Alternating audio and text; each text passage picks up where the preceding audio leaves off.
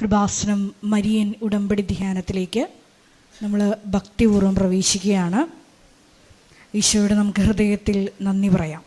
ദൈവപിതാവിനാൽ ആകർഷിക്കപ്പെട്ടിട്ട് പരിശുദ്ധ ദൈവമാതാവ് ജീവനോടെ പ്രത്യക്ഷയായ ഈ അൾത്താരയിൽ ഈ സമയം നമ്മളെ ഒരുമിച്ച് കൂട്ടിയ ദൈവപിതാവിൻ്റെ സ്നേഹത്തിന് നമുക്ക് ഹൃദയത്തിൽ നന്ദി പറയാം. 2004 ഡിസംബർ 7 ഉച്ചകഴിഞ്ഞ് 2:30 ഇതുപോലൊരു ആരാധന മധ്യയാണ് ദൈവമാതാവ് സമയഘടികാരം നെഞ്ചിൽ ചാർത്തി ഈ അൾത്താരയിൽ പ്രത്യക്ഷയായിക്കൊണ്ട് ദുരന്തം ഉണ്ടാകുവാൻ പോകുന്നു, പ്രാർത്ഥിക്കണമെന്ന വലിയ ദൈവിക സന്ദേശം കൈമാറിയത്.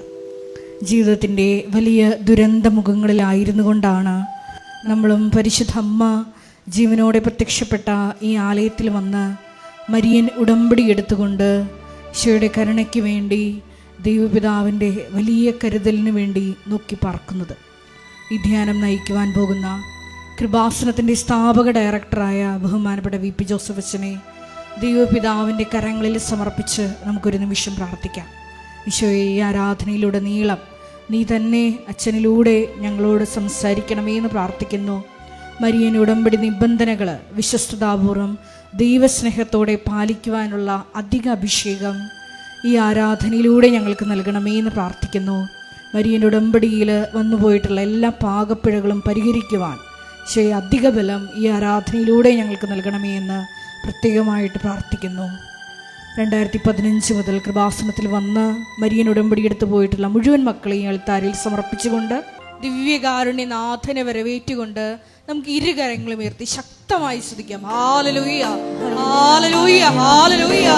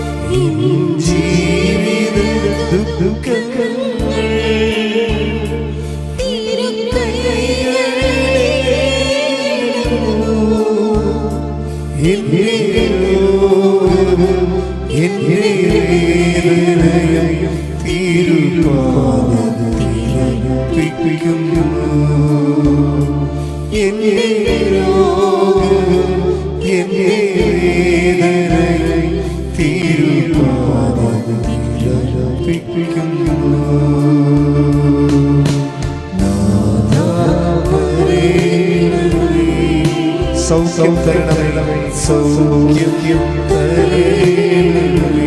എല്ലാവരും ശ്രമിക്കണം.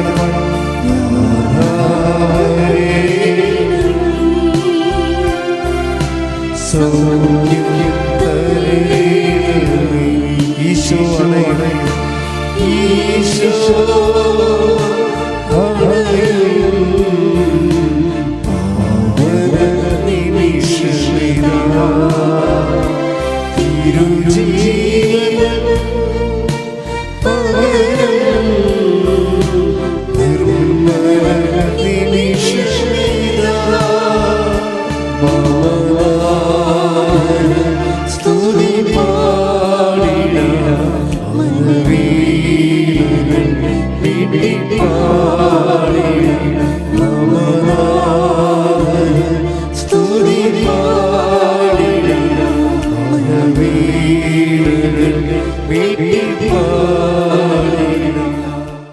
പരിശുദ്ധ പരമദിവ്യകാരുണ്യത്തിന് എന്നേരവും ആരാധനയും സ്തുതിയും പുകഴ്ചയും ഉണ്ടായിരിക്കട്ടെ.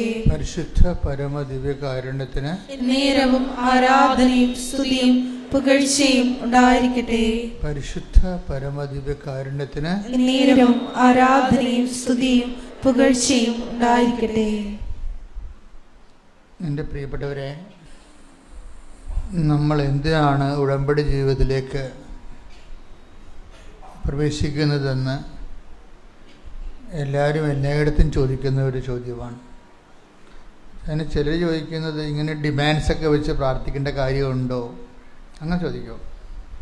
കുറേ ജീവിതത്തിൻ്റെ അകത്ത് കുറേ ഡിമാൻഡ്സ്, ഇൻറ്റൻഷൻസ്, നിയോഗങ്ങളൊക്കെ വെച്ച് പ്രാർത്ഥിക്കേണ്ട കാര്യമുണ്ടോ. ചിലർ ചോദിക്കുന്നത് മാതാവിൻ്റെ പ്രാർത്ഥനാ രീതിയാണെങ്കിൽ നമ്മളത്, ഞങ്ങളുടെ നാട്ടിലും മാതാവുണ്ടല്ലോ, പിന്നെ ആലപ്പുഴ പോയി പ്രത്യേകിച്ച് ഒരു പ്രാർത്ഥന നടത്തേണ്ട കാര്യമുണ്ടോ. അതൊക്കെ മനുഷ്യൻ സ്വാഭാവികമായിട്ട് ആദ്യം ചോദിക്കുന്ന കുറച്ച് ചോദ്യങ്ങളാണ്. അങ്ങനെ ചോദിക്കുന്നത് നല്ലതാണ്. പക്ഷെ ഉടമ്പടിയിലേക്ക് വരുമ്പോൾ നമുക്ക് മനസ്സിലാകുന്ന ഒരു സത്യമുണ്ട്. ആദ്യകാലങ്ങളിലൊക്കെ നമ്മൾ ഉടമ്പടിക്ക് എനിക്ക് കിട്ടിയ നോട്ട് ഉടമ്പടി ഉടനടി പരിഹാരം എന്നാണ്. 2016 ഉടമ്പടിയെക്കുറിച്ച് അമ്മ ആദ്യം ഇത് ജനങ്ങളിലേക്ക് പോകുമ്പോൾ എന്നോട് പറഞ്ഞത്, ജനങ്ങളോട് ഈ ഒരു അനുഭവത്തെക്കുറിച്ച് പറയണം. ഉടമ്പടി ഉടനടി പരിഹാരം എന്ന് വെച്ച് കഴിഞ്ഞാൽ അതിൻ്റെ ഉടനടി പരിഹാരം എന്ന് പറയുമ്പോൾ ആ വിഷയം സമയത്തെയാണ് ഇതിൻ്റെ അകത്ത് അഡ്രസ്സ് ചെയ്യണതെന്ന്, അതാണ് സ്പീഡ് ആക്കണത്. അപ്പോൾ അതിൻ്റെ അകത്തൊക്കെ എന്തോ ഒരു സ്പെല്ലിംഗ് മിസ്റ്റേക്ക് ഉണ്ടെന്ന് എനിക്കറിയാമായിരുന്നു. കാര്യം ജനങ്ങളെ പെട്ടെന്ന് ആകർഷിച്ചെടുക്കുക എന്നുള്ള ഉദ്ദേശത്തോടു കൂടി അതൊരു ബിസിനസ് ടോൺ അതിൻ്റെ അകത്ത് ഉണ്ടാകും എന്ന് എനിക്ക് നല്ലോണം അറിയാം. ഞാനിങ്ങനെ എല്ലാത്തിനെയും റീസണബിളായിട്ടും ലോജിക്കായിട്ടും ആദ്യം കൊണ്ടുവരുന്ന ആളാണ്. എന്നിട്ടാണ് ഞാൻ അതിൻ്റെ കാര്യക്ഷമത പരിശോധിക്കുന്നത്. അപ്പോൾ ഇതൊക്കെ എനിക്കറിയാം, ജനങ്ങളിലേക്ക് ഇങ്ങനൊരു തെറ്റിദ്ധാരണ വരാൻ സാധ്യതയുണ്ടെന്നും. പക്ഷേ എന്നോട് പറഞ്ഞിരിക്കുന്നത്, എൻ്റെ മനസ്സിൽ തന്ന ആന്തരിക ബോധ്യം, ഉടമ്പടിയിലോട്ട് ഒരാൾ വരുമ്പോൾ പെട്ടെന്ന് ദൈവികമായ ഇടപെടൽ ഇതിൻ്റെ അകത്ത് ഉണ്ടാകുമെന്ന് തന്നെയാണ്. അപ്പോൾ ആ ഒരു ബോധ്യം വന്ന കാരണം ഞാൻ ആ ഒരു നിലപാടിൽ ഉറച്ചു നിന്ന്, ഇന്നും ഞാൻ അതിൽ ഉറച്ചു നിൽക്കുന്നുണ്ട്. കാര്യം നിങ്ങൾ കൃപാസനം പത്രം നോക്കിയാൽ മനസ്സിലാകും ഉടമ്പടിയുടെ ഉടനടി അനുഭവങ്ങൾ. കാര്യം എല്ലാ മാസവും ഒരു 10-20 പേരെങ്കിലും ഇങ്ങനെ മിന്നൽ വേഗത്തിൽ അവിടെ ജീവിത വിഷയങ്ങളിൽ വർഷങ്ങളായിട്ട് ഇടപെടാതിരുന്ന ദൈവം ഇങ്ങനെ മിന്നൽ പോലെ ഇടപെടുന്നത് കാണാം. അതാണ് ഞങ്ങൾ കൃപാസനം പത്രത്തിൻ്റെ ഫ്രണ്ട് പേജിലും അകത്ത പേജിലുമൊക്കെ പ്രഥമ പരിഗണനയ്ക്ക് വെച്ചിരിക്കുന്ന സാക്ഷ്യങ്ങൾ, ഉടമ്പടിയുടെ ഉടനടി അനുഭവങ്ങൾ. ചിലർക്ക് പറ്റുന്ന ഒരു ചെറിയൊരു വിഷയം, തുടക്കക്കാർക്ക് മാത്രമേ ഉള്ളൂ. അവർ ഉടമ്പടി എടുക്കും. പക്ഷേ അതിൻ്റെ അത് നമ്മൾ ദൈവത്തോട് ചെയ്യാൻ ഏറ്റ കാര്യങ്ങളൊന്നും നമ്മൾ ചെയ്യാതെ മാറ്റിവെക്കും. അപ്പം നമ്മൾ പത്രം കൊടുക്കാൻ താമസിക്കും, രോഗികളെ പോയി കണ്ട് സമാശ്വസിപ്പിക്കുകയോ നമ്മുടെ പങ്ക് അവരുമായി പങ്കുവെക്കുകയോ ചെയ്യത്തില്ല. അവർ കുമ്പസാരിക്കാനൊക്കെ താമസിക്കും. പക്ഷേ ഇങ്ങനെയൊക്കെ ഈ ആഴ്ച 2-3 സാക്ഷ്യങ്ങൾ വന്നു. ഇതുപോലെയൊക്കെ അവർ താമസിക്കുന്നുണ്ടെങ്കിലും അവരിങ്ങനെ ദൈവം ചെയ്യട്ടെ എന്നൊക്കെ പറഞ്ഞിരിക്കുന്നുണ്ടെങ്കിലും ദൈവം കൃത്യമായിട്ട് ആ സംഭവം ചെയ്യും. നമ്മളിങ്ങനെ പത്രം കൊടുക്കാതെയും അല്ലെങ്കിൽ അതിൻ്റെ ഉടമ്പടി ജീവിത രീതികൾ അനുസരിച്ച് ലൈഫ് കൺവേർട്ട് ചെയ്യാതെയുമൊക്കെ ഇരുന്നാലും ദൈവം അത് കൃത്യമായിട്ട് ചെയ്യണത് കാണാം. അതിൻ്റെ കാരണം അത് വാഗ്ദാനങ്ങളിലുള്ളതാണ്. ഇത് വെച്ച് നിങ്ങൾ ദൈവത്തെ മുതലെടുക്കാൻ പറയുകയല്ല. ദൈവം അതിൻ്റെ വാഗ്ദാന നടപടി പ്രകാരമേ വാഗ്ദാനം അനുസരിച്ച് പോകത്തുള്ളൂ. സ്കീമുണ്ട് അതിൻ്റെ. എന്താണ് എൻ്റെ സ്കീം? എന്താണ്? നിങ്ങൾ അവിശ്വസ്തരായിരുന്നാലും അവൻ വിശ്വസ്തനായിരിക്കും, അല്ലേ? അതാണ് എൻ്റെ സ്കീം. ഇപ്പം നമ്മൾ അവിശ്വസ്ത കാണിച്ചാലും ദൈവം നമ്മളോട് അതനുസരിച്ച് കാണിക്കത്തില്ല. ദൈവം take the word of God. ശ്രദ്ധിക്കട്ടെ. ഹല്ലേലൂയ, ഹല്ലേലൂയ, ഹല്ലേലൂയ, ഹല്ലേലൂയ. യേശുവേ നന്ദി, യേശുവേ സ്തുതി, യേശുവേ ആരാധന, ഹല്ലേലൂയ, ഹല്ലേലൂയ, ഹല്ലേലൂയ. യേശുവേ ആരാധന, ആരാധന, ആരാധന. യേശുവേ നന്ദി, മഹത്വം, മഹത്വം. ഹല്ലേലൂയ,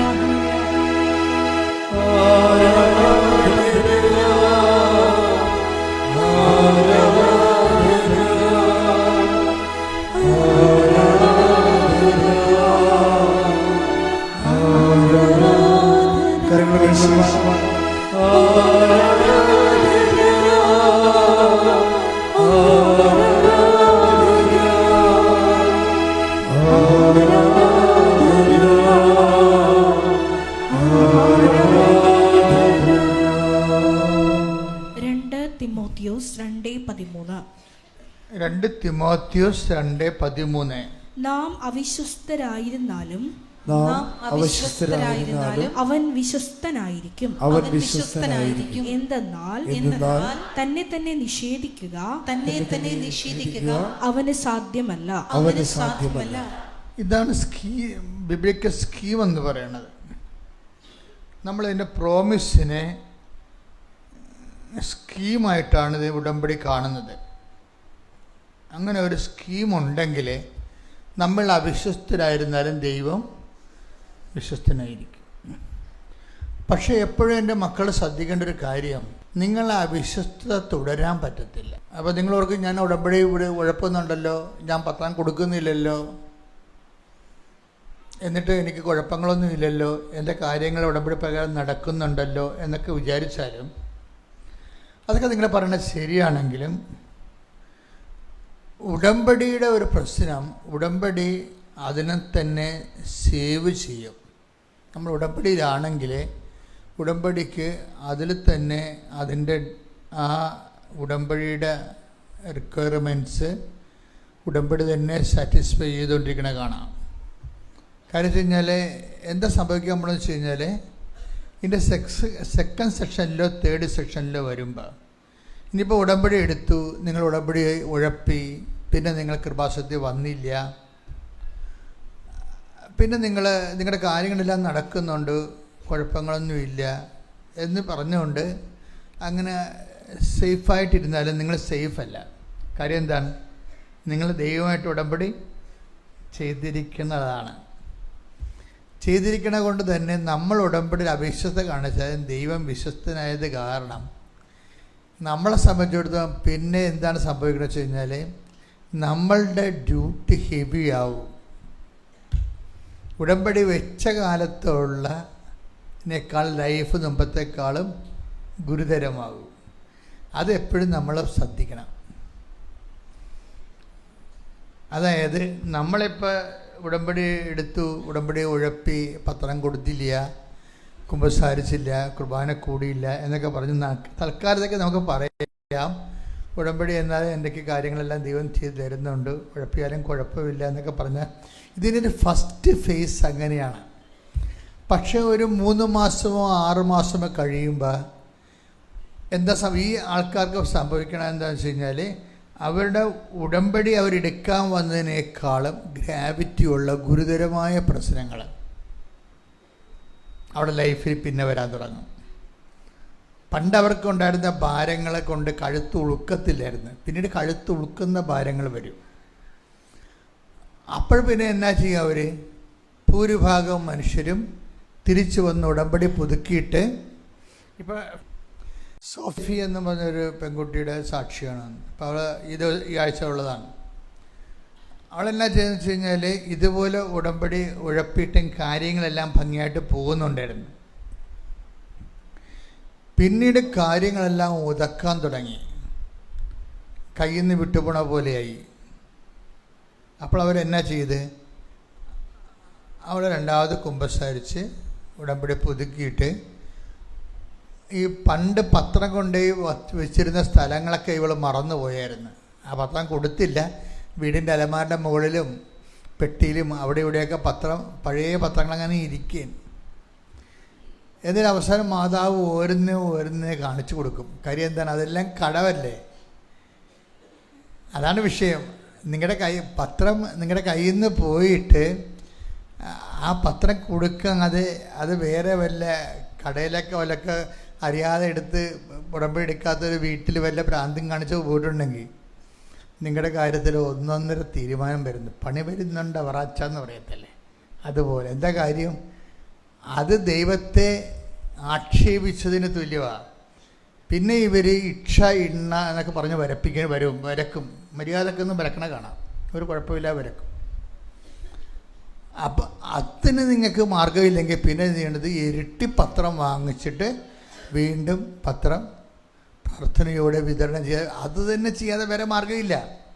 അതിന് പകരം ആർക്കെങ്കിലും കാശ് കൊടുത്ത് ആശുപത്രിയിൽ പോയി പൊതിച്ചോറ് കൊടുക്കുന്നൊരു കാര്യമില്ല. എന്താണ് നിങ്ങൾ ഉഴപ്പിയത്, ആ സാധനം പൂർവാധിക ശക്തമായിട്ട് അത് തന്നെ ചെയ്യേണ്ടി വരും. സോഫിയയ്ക്ക് മാതാവ് അവൾ ഒളിച്ചു വെച്ച പത്രങ്ങളെല്ലാം സ്വപ്നത്തിൽ കാണിക്കാൻ തുടങ്ങി. അപ്പം കാര്യം ഒറ്റ നടക്ക് പോകത്തില്ലെന്ന് മനസ്സിലായില്ലേ?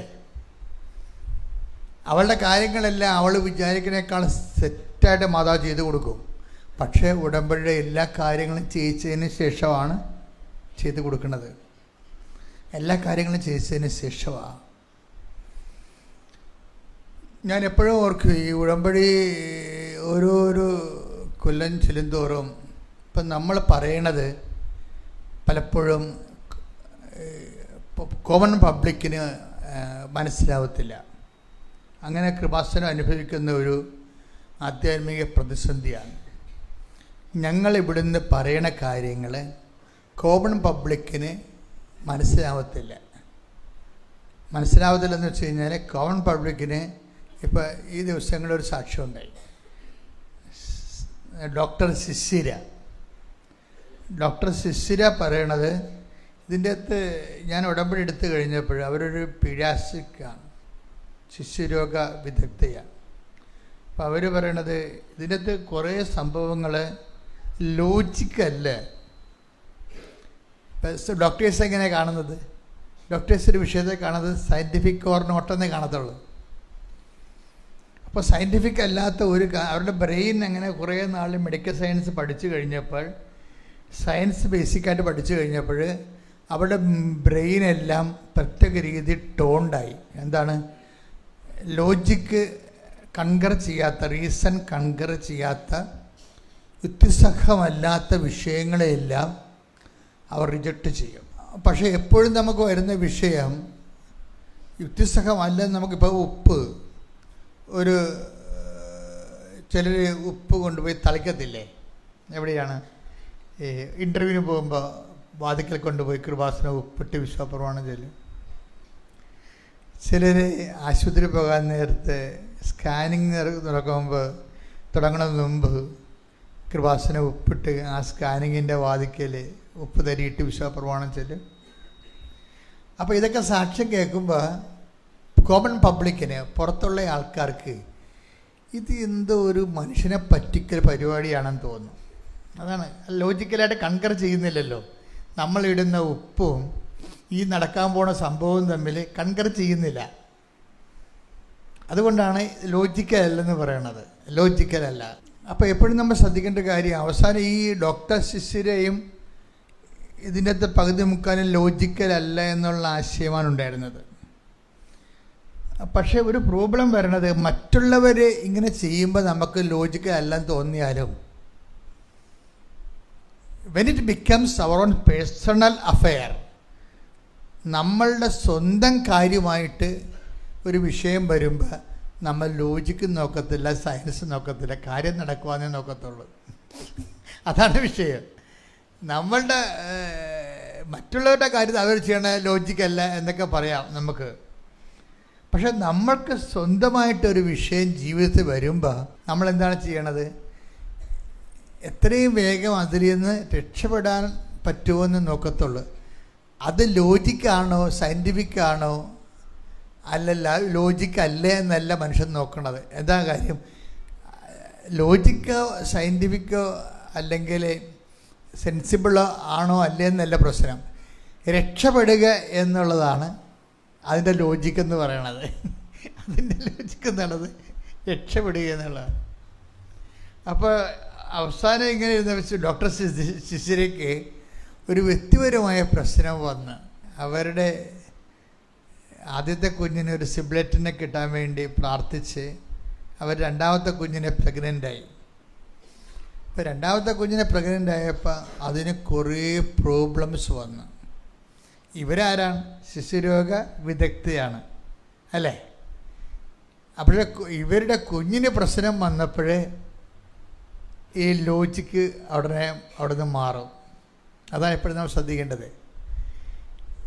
ഇത് ലോജിക്കല്ല എന്ന് പറയുന്ന ആൾക്കാർക്ക് സ്വന്തമായൊരു പ്രശ്നം വരുമ്പോഴാണ് വിശ്വാസം എന്താണ്, ലോജിക്ക് എന്താണെന്ന് വ്യക്തമായിട്ട് മനസ്സിലാകേണ്ടത്. മറ്റുള്ളവരെ നമുക്ക് അത് ലോജിക്കല്ല, റീസണബിൾ അല്ല എന്നൊക്കെ പറയാമെങ്കിലും നമ്മളുടെ ഒരു വിഷയമായി മാറുമ്പോൾ നമ്മളെ ഫെയ്റ്റിനെ നമ്മൾ കൺഫ്രണ്ട് ചെയ്യും. നമ്മുടെ ഫെയ്റ്റിന് നമ്മളുമായിട്ടൊരു അഭിമുഖം വരുന്ന ഒരു സമയത്ത് നമ്മൾ നോക്കുന്നത് അത് ഉപയോഗിക്കുന്ന മെഷർമെൻറ്റ് ലോജിക്കലാണോ നോൺസെൻസ് ആണോ എന്നല്ല പ്രശ്നം. രക്ഷപ്പെടുക എന്നുള്ളതായിരിക്കും അവിടെ ലോജിക്ക്. അപ്പോൾ ഈ കുഞ്ഞിന് വയറ്റിൽ കിടക്കുന്ന ഗർഭസ്ഥ ശിശുവിന് പ്രോബ്ലംസ് ഉണ്ടായി. അപ്പോൾ അങ്ങനെ വന്നപ്പോൾ ഇവരെന്നാ ചെയ്യണത്? ഇവർ നേരെ കൺവേർട്ട് ചെയ്യും. തൽക്കാലം സയൻസിനെ മാറ്റിവെക്കും. അതാണ് വിഷയം. ഇത് എന്ത് ചെയ്യും? അവർ സ്കാൻ ചെയ്യുന്നതിന് മുമ്പ് ഉടമ്പടി തൈലം അടിവയറ്റിൽ കുരിശിട്ട് വിശ്വാസപ്രമാണം ചൊല്ലും. ആ സാക്ഷ്യം കേൾക്കുന്നത് നല്ലതാണ്. ഞാൻ ആ രീതിയിലാണ് ആ സാക്ഷ്യം എടുത്തത്. അപ്പോൾ പിന്നീട് എന്ത് ചെയ്യും? പിന്നീട് പറയും, ഞാൻ സ്കാൻ ചെയ്യുന്നതിന് മുമ്പ് ഞാൻ സ്കാനിങ് മെഷീൻ്റെ അവിടെ കൊണ്ടുപോയി ഉപ്പിട്ടിട്ട് വിശ്വാസപ്രമാണം ചെല്ലും. കണ്ട, അപ്പോൾ കാര്യം പറഞ്ഞാൽ കണ്ടില്ലേ? അപ്പോൾ ടോട്ടലി സയൻറ്റിഫിക് ആൻഡ് ലോജിക്കുമായിട്ട് ഒരു ബ്രെയിൻ ടോൺ ചെയ്താലും എന്നിട്ട് ഇവർ ഈ സാക്ഷ്യം പറഞ്ഞ് അവസാനിപ്പിക്കുമ്പോൾ ശിശിര പറയണത് പല കാര്യങ്ങളും ബിയോണ്ട് സയൻസാണ്. And beyond science there is a power. കാര്യം എന്താണ്? അവർ beyond science there is a power. പല കാര്യങ്ങളും ജീവിതത്തിൽ സംഭവിക്കുന്നത് ബിയോണ്ട് സയൻസാണ്, ശാസ്ത്രാതീതമായിട്ടാണ് സംഭവിക്കുന്നത്. അപ്പം ശാസ്ത്രത്തിനപ്പുറത്ത് ഒരു ശക്തി എല്ലാ മേഖലകളിലും നമ്മളെ നിരീക്ഷിക്കപ്പെടുന്നുണ്ട് ശാസ്ത്രപ്പുറത്ത്. ഇനി ശാസ്ത്രത്തിന് പുറത്ത് ഒരു എല്ലാ വിഷയങ്ങൾക്കും വരുന്ന ഒരു ഫെയ്ത്തിൻ്റെ ഓപ്ഷൻ, വിശ്വാസത്തിൻ്റെ ഒരു സാധ്യത. ഈ വിശ്വാസത്തിൻ്റെ സാധ്യതയുണ്ടെന്ന് പറഞ്ഞാലും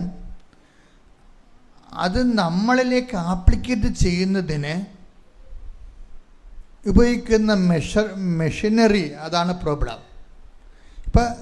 ഇപ്പോൾ ഡോക്ടർ ശിശിര പറയുന്നു beyond science there is a power. Okay, that's okay. എന്നിട്ട് ഈ പവറിന് പക്ഷേ നമ്മളുടെ ഗർഭത്തിൽ കിടക്കുന്ന ഈ കുഞ്ഞിൻ്റെ വൈകല്യങ്ങളിലേക്ക് എങ്ങനെയാണ് ഈ പവറിനെ ആപ്ലിക്കേറ്റ് ചെയ്യണത്? അതിന് ബൈബിൾ ഉപയോഗിക്കുന്ന തിയറി എന്താണത്? Not by merit but by grace. അത് തിരിച്ച് മറച്ചു വിട്ടാൽ എന്താ പറയണത്? Not by logic but by faith. കണ്ടാ, അപ്പോൾ ലോജിക്കില്ല അവിടെ. ജീവിതത്തിൽ not by merit but by grace എന്ന് നമ്മൾ പറയുന്നു അല്ലേ. അതാണ് ഇതിൻ്റെ ഈ ഉടമ്പടിയുടെ ബേസിക് പ്രിൻസിപ്പിൾ. അതാണ്. അതെന്താണ്? അത് പഴയ നിയമവും പുതിയ നിയമവും കൺകർ ചെയ്യുന്ന ഒരു ഫോർമുലയാണ്. പുതിയ ആൾക്കാരൊക്കെ അത് കേൾക്കണം. പണ്ടൊക്കെ ഞാൻ എപ്പോഴും പറയുമായിരുന്നു, take the word of God, സ്തുതികളെ ഹല്ലേലൂയ. എഫേസോസ് 2:8 ഏറ്റു പറഞ്ഞു. എഫേസ്യൂസ് 2:8. എഫേസോസ് എന്ന് പറയുമ്പോൾ വിശുദ്ധ പൗലോസ് അപ്പോസ്തലൻ എഴുതിയ ലേഖനമാണ്. എഫേസോസ് സഭയ്ക്ക് എഴുതിയ ലേഖനം, 2-ാം അധ്യായം 8-ാം വാക്യം. വിശ്വാസം വഴി ഏറ്റു പറഞ്ഞു. കൃപയാലാണ് നിങ്ങൾ രക്ഷിക്കപ്പെട്ടത്. അത് നിങ്ങൾ നേടിയെടുത്തതല്ല, ദൈവത്തിന്റെ ദാനമാണ്. അതായത് ആർജിതമല്ല, അനുഗ്രഹമാണെന്ന് പറയത്തില്ലേ. അപ്പം നമ്മളുടെ ഈ ലോകത്തുള്ള എല്ലാ വിഷയങ്ങൾക്കും രണ്ടായിട്ട് തിരിക്കും നമ്മൾ. എന്താണ് ആർജിതം എന്ന് വെച്ചാൽ ആർജിതം നമ്മൾ നേടിയെടുത്തത്, പിന്നെ അനുഗ്രഹപ്രകാരം ചില കാര്യങ്ങൾ നേടിയെടുക്കാൻ നമുക്ക് പറ്റത്തില്ല. അതാണ് എൻ്റെ വിഷയം. ചില കാര്യങ്ങൾ നേടിയെടുക്കാൻ പറ്റത്തില്ല. അപ്പം നേടിയെടുക്കാൻ പറ്റാതെ വരുമ്പോൾ പിന്നെയുള്ള മാർഗം എന്താണ്? പ്രാർത്ഥനയല്ല, പ്രഖ്യാപനമാണ്. പറഞ്ഞ മനസ്സിലായില്ലേ? ആ പ്രഖ്യാപനം തന്നെ. ഇപ്പം പ്രാർത്ഥന, പ്രഖ്യാപനം, പ്രയോഗം. വിശ്വാസം നമുക്ക് ദൈവത്തിനിത് സാധ്യമാണെന്ന് പറയുമ്പോഴും ഈ ദൈവത്തിന് ഡോക്ടർ ശിശുയുടെ ഉദരത്തിൽ കിടക്കുന്ന കുഞ്ഞിൻ്റെ വൈകല്യങ്ങളിലേക്ക് ആപ്ലിക്കേറ്റ് ചെയ്യണമെന്നുണ്ടെങ്കിൽ 3 തരം മെഷീനറിയാണ് ഉപയോഗിക്കുന്നത്. ഒന്നെന്താണ്? പ്രെയർ. രണ്ടാമത്തത് എന്താണ്? പ്രഖ്യാപനം. മൂന്നാമത്തത് എന്താണ്? പ്രയോഗം.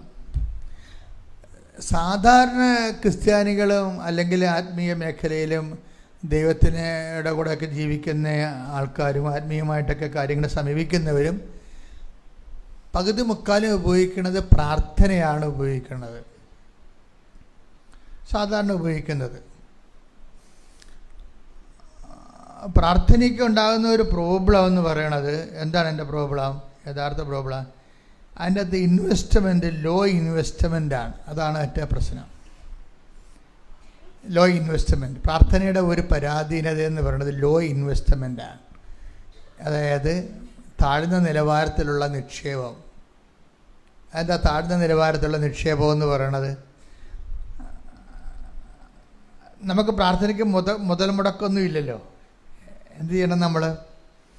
നമ്മളിരുന്നുകൊണ്ട് ചിലർക്ക് കർണക്കൊന്ത ചെല്ലും. അത് മടിച്ചുകൾ മാത്രമേ കർണക്കൊന്ത ചെല്ലത്തുള്ളൂ. ജപമാലയെക്കുറിച്ചൊക്കെ ആഴമായ ബോധ്യങ്ങളില്ലാത്തവരാണ് സബ്സ്റ്റിറ്റ്യൂട്ട് ചെയ്യണത്. കർണക്കൊന്ത സഭയുടേതാണ്, അതിനകത്ത് തെറ്റൊന്നുമില്ല. പക്ഷേ അതേസമയം തന്നെ എപ്പോഴും ഓർക്കേണ്ടത് രക്ഷാകര ദിവ്യരഹസ്യങ്ങൾ അട്ടിമുട്ടി നിറഞ്ഞു നിൽക്കുന്ന കാലത്തിലൂടെ പ്രയോഗിച്ച് യുദ്ധങ്ങൾ ജയിച്ച പരിശുദ്ധ ജപമാല നമ്മുടെ കയ്യിൽ ഇരിക്കുമ്പോൾ ബുദ്ധിയും ബോധമുള്ളവർ വേറെ അത് ഉപയോഗിച്ചിട്ട് മാത്രമേ മറ്റുള്ള അതിനേക്കാൾ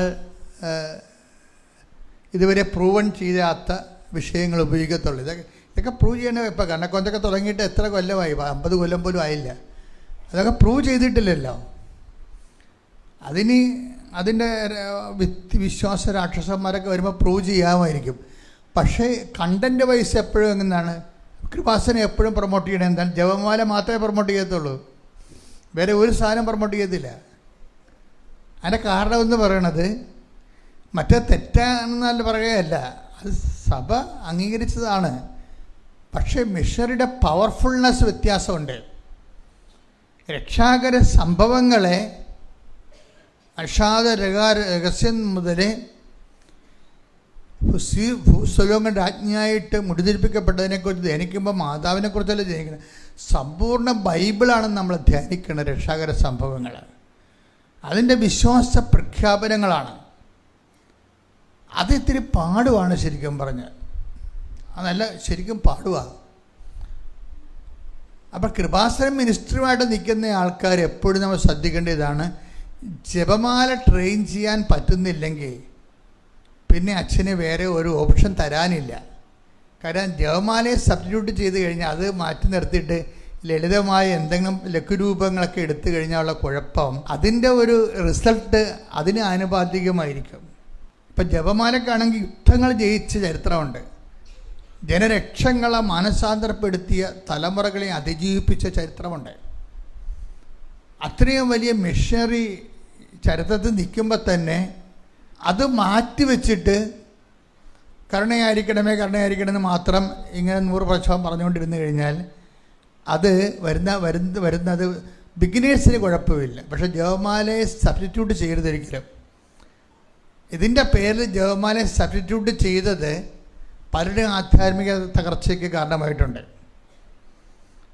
കാര്യം നിങ്ങളിത് കളയാതെ തന്നെ ജപമാല അതിൻ്റെ ചൈതന്യത്തിൽ ജീവിച്ചുകൊണ്ട് തന്നെ മറ്റുള്ള കർണക്കൊന്ത പോലുള്ള ചെല്ലേണ്ടതായിരുന്നു. അത് വളരെ സീരിയസ് ആയിട്ട് പറയണതാണത്, വളരെ സീരിയസ് ആയിട്ട്. കാര്യം ഈ കാലഘട്ടങ്ങളിൽ ഇതുപോലെയുള്ള പല വിഷയങ്ങളുള്ളത് കൊണ്ട് തന്നെയാണ് മാതാവ് ഇങ്ങനെ ഒരു സെൻറ്റർ തന്നെ തുടങ്ങി ലോകം മുഴുവൻ എത്ര പെട്ടെന്നാണ് കൃപാസനത്തിൻ്റെ ആധ്യാത്മികത ജനലക്ഷങ്ങൾ ഫലം കണ്ട് തുടങ്ങിയത്. അതെപ്പോഴും നമ്മൾ ശ്രദ്ധിക്കണം. അതെന്തുകൊണ്ടാണ്? ആൾക്കാരെ സാധാരണ പ്രാർത്ഥനകളെക്കാളും ജനങ്ങൾ പ്രഖ്യാപനത്തിലേക്ക് വന്നു. പ്രഖ്യാപനത്തെക്കാളും ജനങ്ങൾ പ്രയോഗത്തിലേക്ക് വന്നു. അതുകൊണ്ടാണ് അത്രയും വ്യത്യാസം വന്നത്. അപ്പോൾ നമ്മൾ ഓരോ കാര്യം, ഇപ്പം നിങ്ങളുടെ കയ്യിൽ ഇരിക്കുന്നത് ഉടമ്പടി തൈലമുണ്ട്, ഉടമ്പടി ഉപ്പുണ്ട്, അതൊക്കെ എന്താണ് ശരിക്കും പറഞ്ഞാൽ വിശ്വാസ പ്രയോഗങ്ങളാണ്. വിശ്വാസത്തെ ഇപ്പോൾ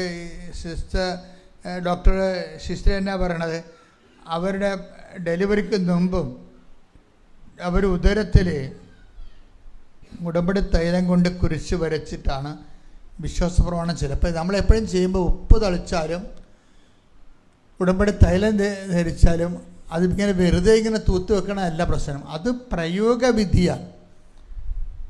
അത് പ്രയോഗവിധി ആയതുകൊണ്ട് എന്താ ചെയ്യേണ്ടത്? അതിനെ സാധൂകരിക്കുന്ന രീതിയിലുള്ള വിശ്വാസ പ്രഖ്യാപനങ്ങളുണ്ട്. അതെന്താണ്? ഒരു പ്രഖ്യാപനത്തോടു കൂടി ഒരു വിഷയം പ്രയോഗിക്കുമ്പോഴാണ് അതിൻ്റെ ഫലം നമുക്ക് അനുഭവവേദ്യമാകുന്നത്. അതുകൊണ്ടാണ് നമ്മൾ വിശ്വാസ പ്രമാണം തെറ്റിക്കാച്ചല്ലോ അച്ഛൻ എപ്പോഴും പറയും. നിങ്ങൾ ഉപ്പിടുമ്പോഴും നിങ്ങൾ തൈലം പൂശുമ്പോഴും എന്തു ചെയ്യണം? വിശ്വാസപ്രമാണം വിശ്വാസപ്രമാണം പ്രഖ്യാപിച്ച് വിശ്വാസപ്രമാണം ചൊല്ലിക്കൊണ്ട് വേണം. പക്ഷേ വിശ്വാസപ്രമാണം ചെല്ലുമ്പോൾ അവിടെ ഒരു റിസ്ക് ഉണ്ട്. എന്താ റിസ്ക്? ദൈവത്തിന് തോന്നണം നമ്മൾ വിശ്വാസം പ്രഖ്യാപിക്കണം. ഗതികേട് കൊണ്ട് 90% പേരും വിശ്വാസപ്രമാണം ചെല്ലുമ്പോൾ ദൈവത്തിന് തോന്നണില്ല. ഇത് ഏതാണ്ട് പിച്ചുമ്പയും പറയണ പോലെയാണ് ദൈവത്തിന് തോന്നണത്. അപ്പോൾ ദൈവത്തിന് തോന്നുന്നു ഇതിൻ്റെയൊക്കെ രണ്ടിൻ്റെയും ചെവി ചെമ്പരത്തിപ്പ് വെച്ചിട്ട് ഏതെങ്കിലും ആശുപത്രി കൊണ്ട് ആക്കണമെന്ന് തോന്നത്തുള്ളൂ ദൈവത്തിന്. പല ആൾക്കാരും വിശ്വാസപ്രമാണം ചെല്ലുമ്പോൾ പിച്ചുമ്പയും പറഞ്ഞ പോലെയാണ് ആൾക്കാർക്ക് ദൈവത്തിന് തോന്നണത്. ഇപ്പം ദൈവത്തിന് തോന്നണതെന്ന് വെച്ച് കഴിഞ്ഞാൽ ഇതിനെ എത്രയും വേഗം ചെവി ചെമ്പരത്തിപ്പ് വെച്ചിട്ട് ഊളംപാറെ കൊണ്ട് അഡ്മിറ്റ് ചെയ്യണമെന്ന് തോന്നും. എന്താ കാര്യം? വിശ്വാസപ്രമാണം കണാകുണാന്നും പറഞ്ഞ് ചെല്ലിവിടുകയാണ്. അങ്ങനെയല്ല.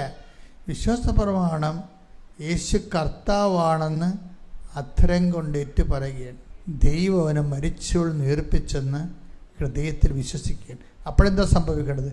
അപ്പോൾ രക്ഷ പ്രാപിക്കും, ക്രിസ്തുവിനെ പ്രാപിക്കും. അപ്പം വിശ്വാസപ്രമാണം ഇല്ലാതെ നിങ്ങൾ ഈ ഉപ്പോ ഉടമ്പടി തൈലമോ ഒന്നും ചെയ്തിട്ടൊരു കഥയുമില്ല. ആ വിശ്വാസപ്രമാണം ചെല്ലുമ്പോൾ എന്താണ് വിശ്വാസപ്രമാണം ചെല്ലാൻ കാരണം? അതിൻ്റെ കാരണം എന്താണ്? അത് രക്ഷയുടെ സമവാക്യമാണ്. റോമ 10:9. ആകയാൽ യേശു കർത്താവാണ് എന്ന് അധരം കൊണ്ട് ഏറ്റുപറയുകയും ദൈവം അവനെ മരിച്ചവരിൽ നിന്ന് ഉയർപ്പിച്ചു എന്ന് ഹൃദയത്തിൽ വിശ്വസിക്കുകയും ചെയ്താൽ നീ രക്ഷ പ്രാപിക്കും. അപ്പൊ രക്ഷ പ്രാപിക്കുക എന്നുള്ളതാണ് ഈ വിഷയം. ഒരു വിഷയത്തിൽ നമ്മളുടെ കയ്യിൽ നിന്നൊരു വിഷയം പോയാൽ നമ്മുടെ കയ്യിൽ നിന്നൊരു വിഷയം പോയി, രോഗിയായി, സുഖപ്പെടണില്ല, സാമ്പത്തികമായി കടമായി, ജപ്തിയായി, ജീവിതം കയ്യിൽ നിന്ന് പോയി. ജീവിതം കയ്യിൽ നിന്ന് പോയാൽ പിന്നെ എന്താ ചെയ്യണത്? അഡീഷണൽ സ്ട്രെങ്ത് ആണൊരു വ്യക്തിക്ക് വേണ്ടത്. അതിന് അഡീഷണൽ സ്ട്രെങ്ത്, ജീവിതം തിരിച്ചു പിടിക്കാനുള്ള അഡീഷണൽ സ്ട്രെങ്ത്. ജീവിതം കയ്യിൽ നിന്ന് പോയാൽ ജീവിതം തിരിച്ചു പിടിക്കാനുള്ള എക്സ്ട്രാ എനർജി എന്ന് പറഞ്ഞാൽ എന്താണ്? അത് റോമ 10:9 എന്താണ്? യേശു കർത്താവാണ്. ഏറ്റു പറഞ്ഞേ, യേശു കർത്താവാണ് എന്ന് അധരം കൊണ്ട് ഏറ്റുപറയുകയും ദൈവം അവനെ മരിച്ചവരിൽ നിന്ന് ഉയർപ്പിച്ചു എന്ന് ഹൃദയത്തിൽ വിശ്വസിക്കുകയും ചെയ്താൽ നീ രക്ഷ പ്രാപിക്കും. ഇപ്പൊ രക്ഷ നമ്മുടെ ജീവിതം കയ്യിൽ നിന്ന് പോയെന്ന് കാണുമ്പോൾ പിന്നെ രക്ഷപ്പെടാനുള്ള മാർഗം എന്താ? റോമ 10:9. റോമ 10:9 ഫോർമുല എന്താണ്? 1, യേശു കർത്താവാണെന്ന് അധരം കൊണ്ട് ഏറ്റു പറയണം. പിന്നെ എന്താ പറഞ്ഞേ? യേശു കർത്താവാണെന്ന് അധരം കൊണ്ട് ഏറ്റു പറയണം. യേശു കർത്താവാണെന്ന് അധരം കൊണ്ട് ഏറ്റു പറയണം. അപ്പം നമ്മൾ ഏറ്റു പറയേണ്ടത് എന്താ?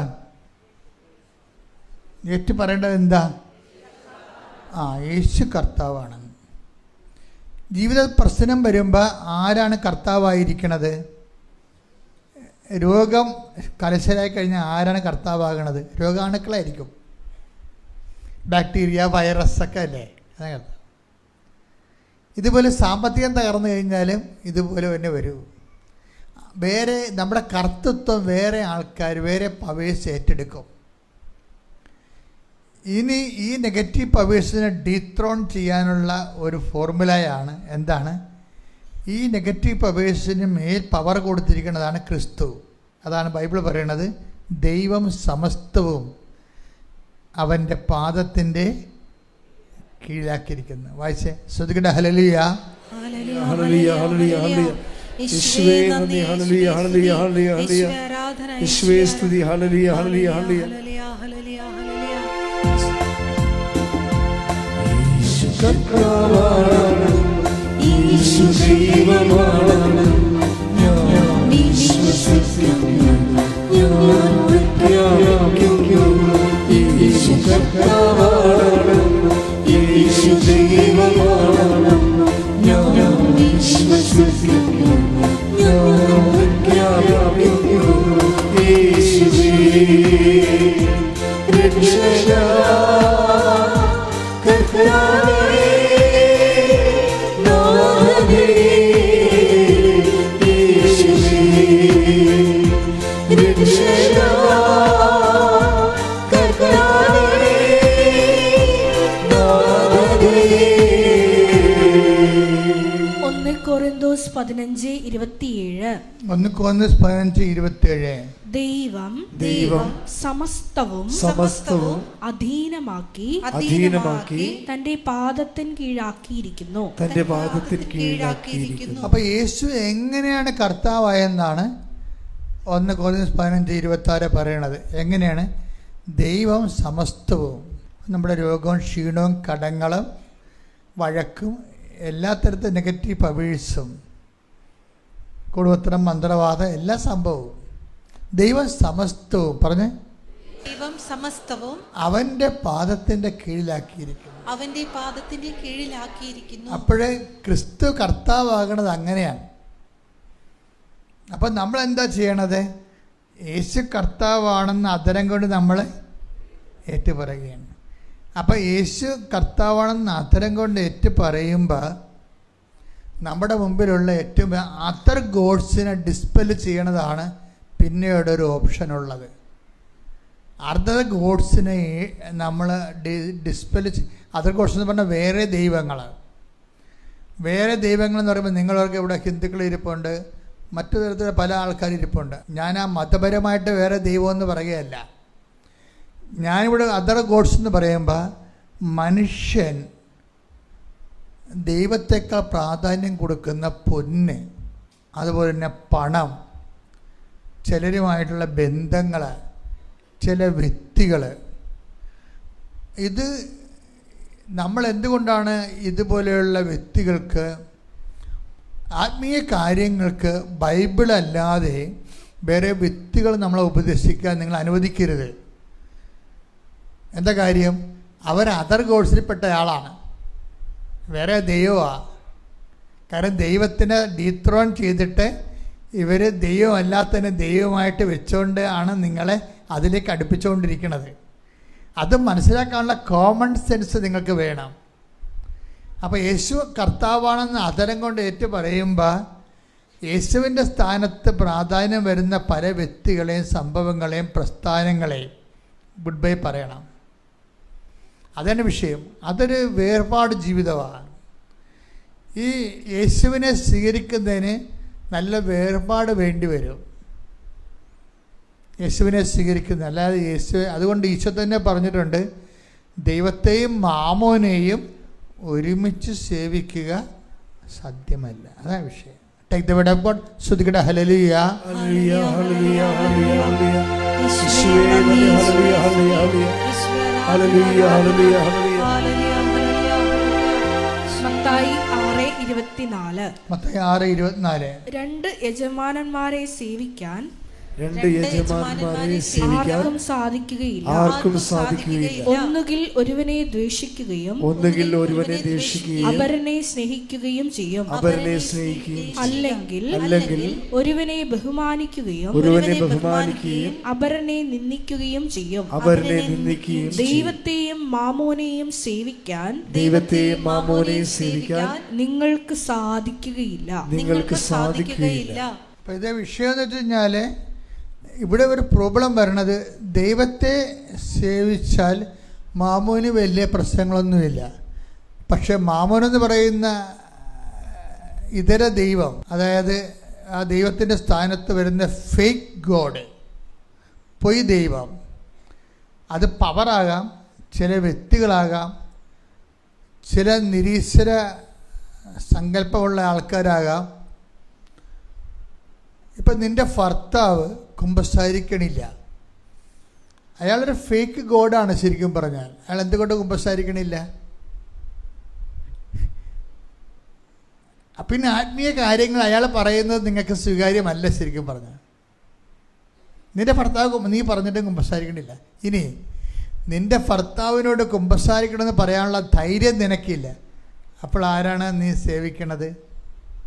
അവിടെയാണ് വിഷയം വന്നത്. നിൻ്റെ ഭർത്താവിനോട് കുമ്പസാരിക്കും മനുഷ്യ എന്ന് പറയാനുള്ള ഗട്ട്സ് നിനക്കില്ല.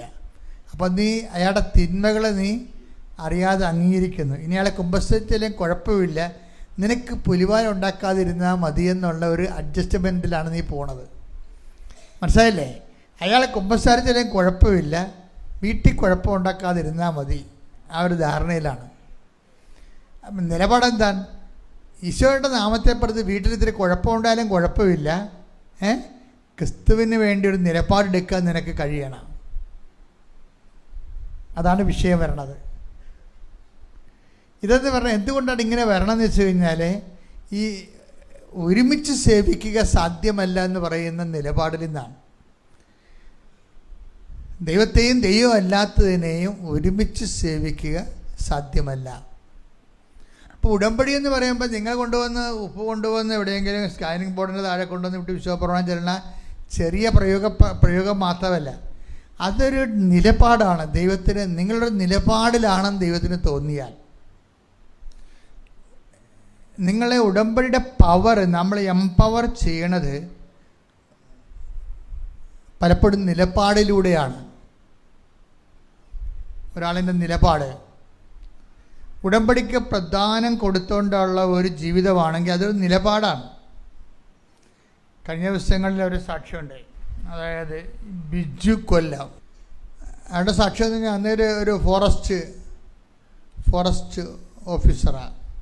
നമുക്ക് എംപവറിങ്ങോ കിട്ടിയോ ശാക്തീകരിക്കപ്പെട്ടോ എന്നറിയണമെങ്കിൽ ചില ഇഷ്യൂസ് ഡെവലപ്പ് ചെയ്ത് വരുമ്പോൾ എടുക്കുന്ന നിലപാടിലാണത് വരുന്നത്. അത് നിലപാടാണെന്ന് ഞാൻ പറഞ്ഞില്ലേ. ഇപ്പം കുംഭവരട്ടി എന്നും പറഞ്ഞ് നമുക്ക് ഒരു എക്കോ ടൂറിസം സെൻ്ററുണ്ട്. തമിഴ്നാട്ടിലാണ്, നമ്മുടേതാണ്. അപ്പം അവിടെ ജോലി ചെയ്യുന്ന ആളാണ് ബിജു, ഫോറസ്റ്റ് ഓഫീസറാണ്. ബിജുവിൻ്റെ ലൈഫിൽ ഒരു ചെറിയൊരു അപകടം വന്നു. ആനത്താരയിലൂടെ നമ്മൾ കാട്ടിൽ പോകുമ്പോൾ നമുക്ക് മനസ്സിലാവും, ആനക്കിടങ്ങുകൾ ഉണ്ടാക്കിയിടും. ആനകൾക്ക് പ്രവേശിക്കാൻ പറ്റാത്ത രീതിയിൽ വലിയ ട്രെഞ്ചുകൾ ഉണ്ടാക്കിയിടും. പക്ഷെ മനുഷ്യനെ അതിലൂടെ പോകാൻ വേണ്ടി പാഴത്തടികൾ കൊണ്ട് പാലം ഉണ്ടാക്കും. അപ്പോൾ ബിജു ഈ ട്രെഞ്ചിൻ്റെ മുകളിൽ കൂടി പാഴത്തടി പാലത്തെ കൂടി പോവുകയും പെട്ടെന്ന് അത് ഒടിഞ്ഞു പോയിട്ട് അയാൾ തലയിടിച്ച് താഴെ വീണ് കേൾവി പോയി. 1.5 ഡെസിമൽ കേൾവി പോയി. അപ്പോൾ ഡോക്ടർ പറഞ്ഞ് ഇനി പറ്റത്തില്ല, ഇനി ഓപ്പറേഷൻ വേണം എന്ന് പറഞ്ഞ്. ഓപ്പറേഷൻ കിട്ടിയാലും ഇത് കേൾവി കിട്ടുമെന്ന് അറിയത്തില്ലെന്ന് പറയും. അപ്പോൾ ബിജു പറയും, ആലപ്പുഴ ഒരു ഡോക്ടറുണ്ട്, ഓപ്പറേഷൻ ഇല്ലാതെ സുഖപ്പെടുത്തണമെന്ന്. അതാണ് വിഷയം, അതാണ് നിലപാടെന്ന് പറയുന്നത്. ആരെയാണ് ഉദ്ദേശിക്കണത്? കൃപാസന മാതാവിനെ ഉദ്ദേശിക്കുന്നത്. അതാണ് വിഷയം.